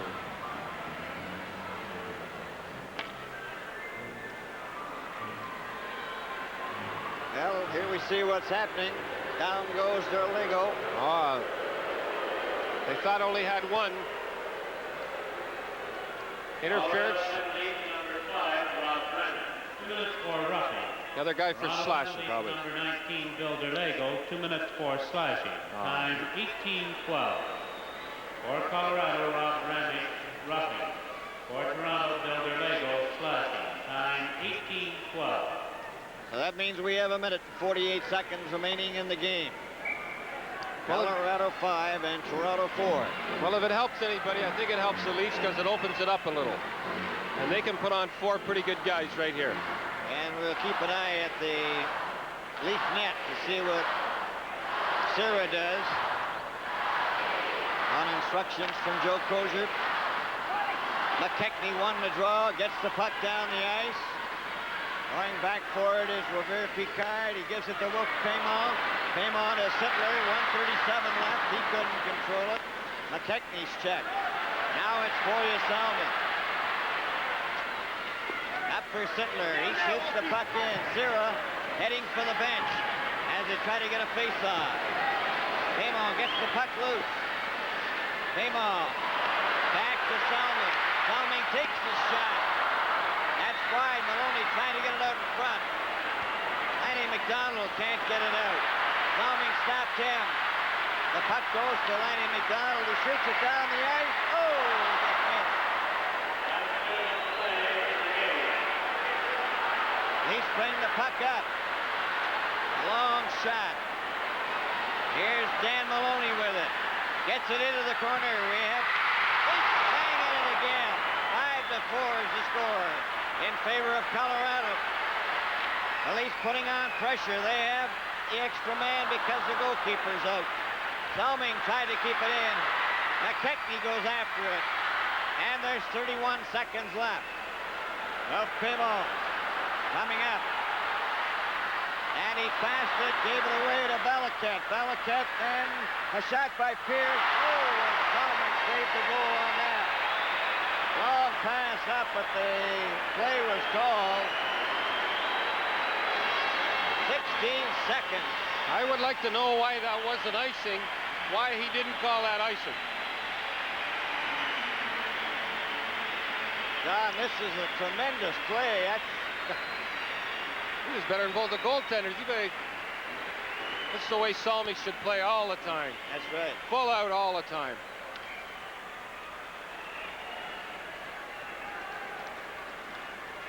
Well, he claimed it wasn't icing because he said a Leaf touched it. But that would have been a big play, I'll tell you. Face off from their end. 16 seconds left. 5-4. Colorado. Another timeout. Well, I think what the Leafs have to do here on the face-off, have to blast it out and get that right winger going. Got to get it down. Get it, ice it, get it down there and have a guy on the fly. That's the only thing I can see the Leafs got going. Well, they had their chances, Bill. Yes, they have. And there's the time remaining, 16 seconds. And there you see the timer where it's Colorado 5 and Toronto 4. It's a very well played hockey game. I'll tell you, it's an exciting game that if it keeps going the way it is, there's going to be some happy guys in Colorado, I'll tell you. Well, like I say, that they've got to try. I would put a left-hand shot there and rifle it down as hard as they could and have that right winger going. That's what they should do. Almost like a home run pitch. Well, he's got to put it down, and that right winger's got to take off. It's pretty tough to win the draw back, because if you win the draw back, it's only 16 seconds. You can fool around, the game will be over. Try to fire it. Try to fire it out, and then go. That right winger's got to go. Well, he's got Boria Salming, Picard, Sittler, and Gavin. Time remaining is 16 seconds. And here we go. The puck is dropped. McKechnie and Sittler. Picard, McKechnie took the puck, drags it, and it was offside, and that took half the time. 8 seconds left. Great bit of killing the clock by Walt McKechnie. Yeah, they lost the draw. That was the thing. Sittler was trying to fire it out, but it didn't work. Well, he better get it out, get going. Salming's up. See how Salming fire it. There you go. He almost got it. It goes into the corner. Racked back down the ice. Here goes the bell. The game is over. And the Colorado Rockies have defeated the Toronto Maple Leafs 5-4. Well, they tried it, but it didn't work. It was too late. It looks like the Leafs just hang around and hang around. If they had to turn it on like they did the last 5 minutes, there'd been no contest. You just can't turn it on and turn it off like a tap. Well, both teams had some great opportunities through the entire game. Lanny McDonald. He's a great guy, I'll tell you. He's had a little tough luck, you know. He died when he went from Toronto, and I'm happy for him. In just a moment, our Molson Cup 3-star selection. Terrific. Lovely. Harry, you bought another luxury car. A 1981 Ford LTD. Beautiful. I must say, Harry, it's posh. Very posh. Roomier than your VW Rabbit, George. Roomier than your Chevrolet, and it's quiet. Yeah, but how's the fuel economy, Harry? Here, look it up. 11.4 liters for... How many miles per gallon is that? About 25. All this and... About 25 miles per gallon. Ooh. Now he's making money on the carpool. Harry, I demand a refund.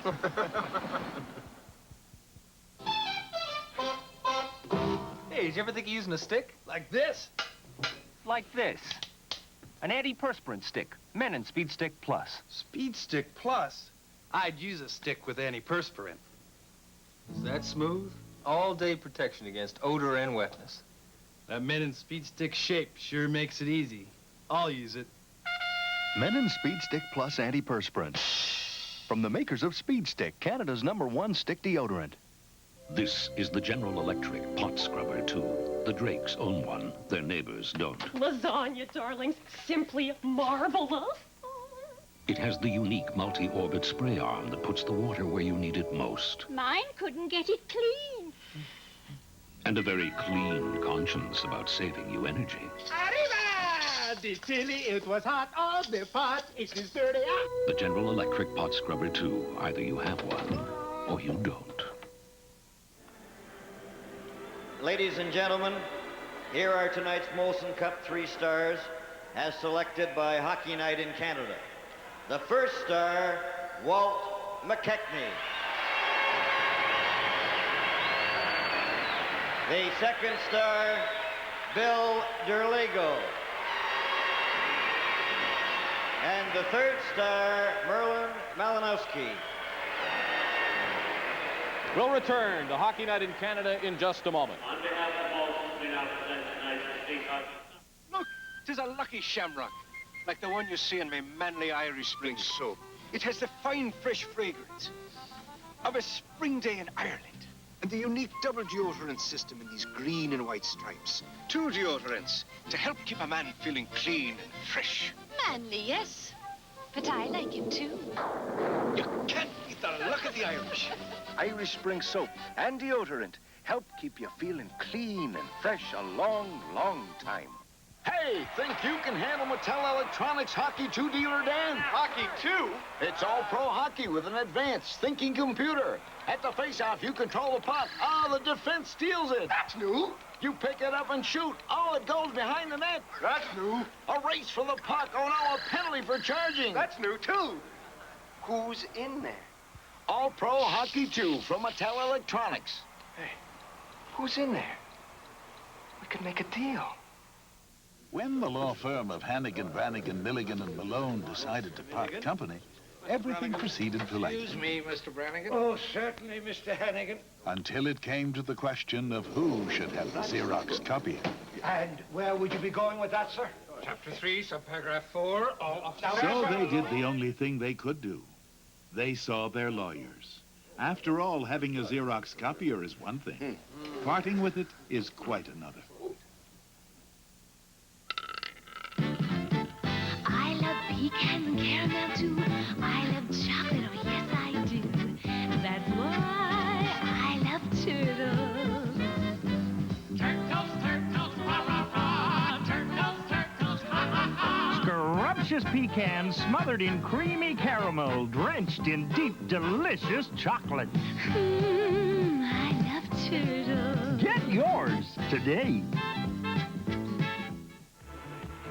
The third period goal by Randy Pierce was the winner, and Colorado outscored the Leafs by 1 and outshot them 34-29. Brian, the Leafs can play better, but I think tonight the Rockies get full credit. They came in here a determined team, be it for Lanny McDonald, Walt McKechnie, Billy McMillan, or for themselves, and I thought they played a whale of a game. I did too, and I think Al Smith was overlooked. He deserves a lot of credit. The young kids they have, that Gagne's going to be a good hockey player.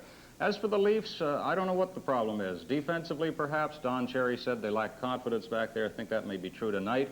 It may be time to rest Sierra, but then who do you replace him with? Who's any better? So the Leafs go back on the road now, and they're in for a tough test. Next week, the Los Angeles Kings, call them the amazing Los Angeles Kings, are in Montreal. That should be a great attraction. And the New York Rangers play the Canucks in Vancouver. Thank you for watching Hockey Night in Canada this evening.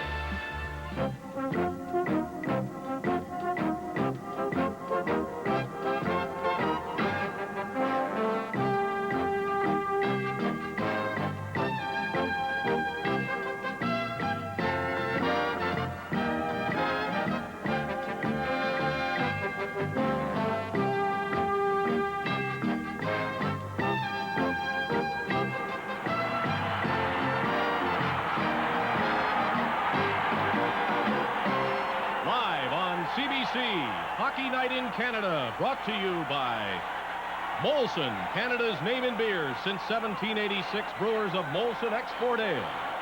Canadian General Electric, progress for people since 1882. Canadian Tire Dealers with 326 stores to serve you across Canada. And by the Ford Motor Company of Canada, on behalf of your Ford and Mercury dealers.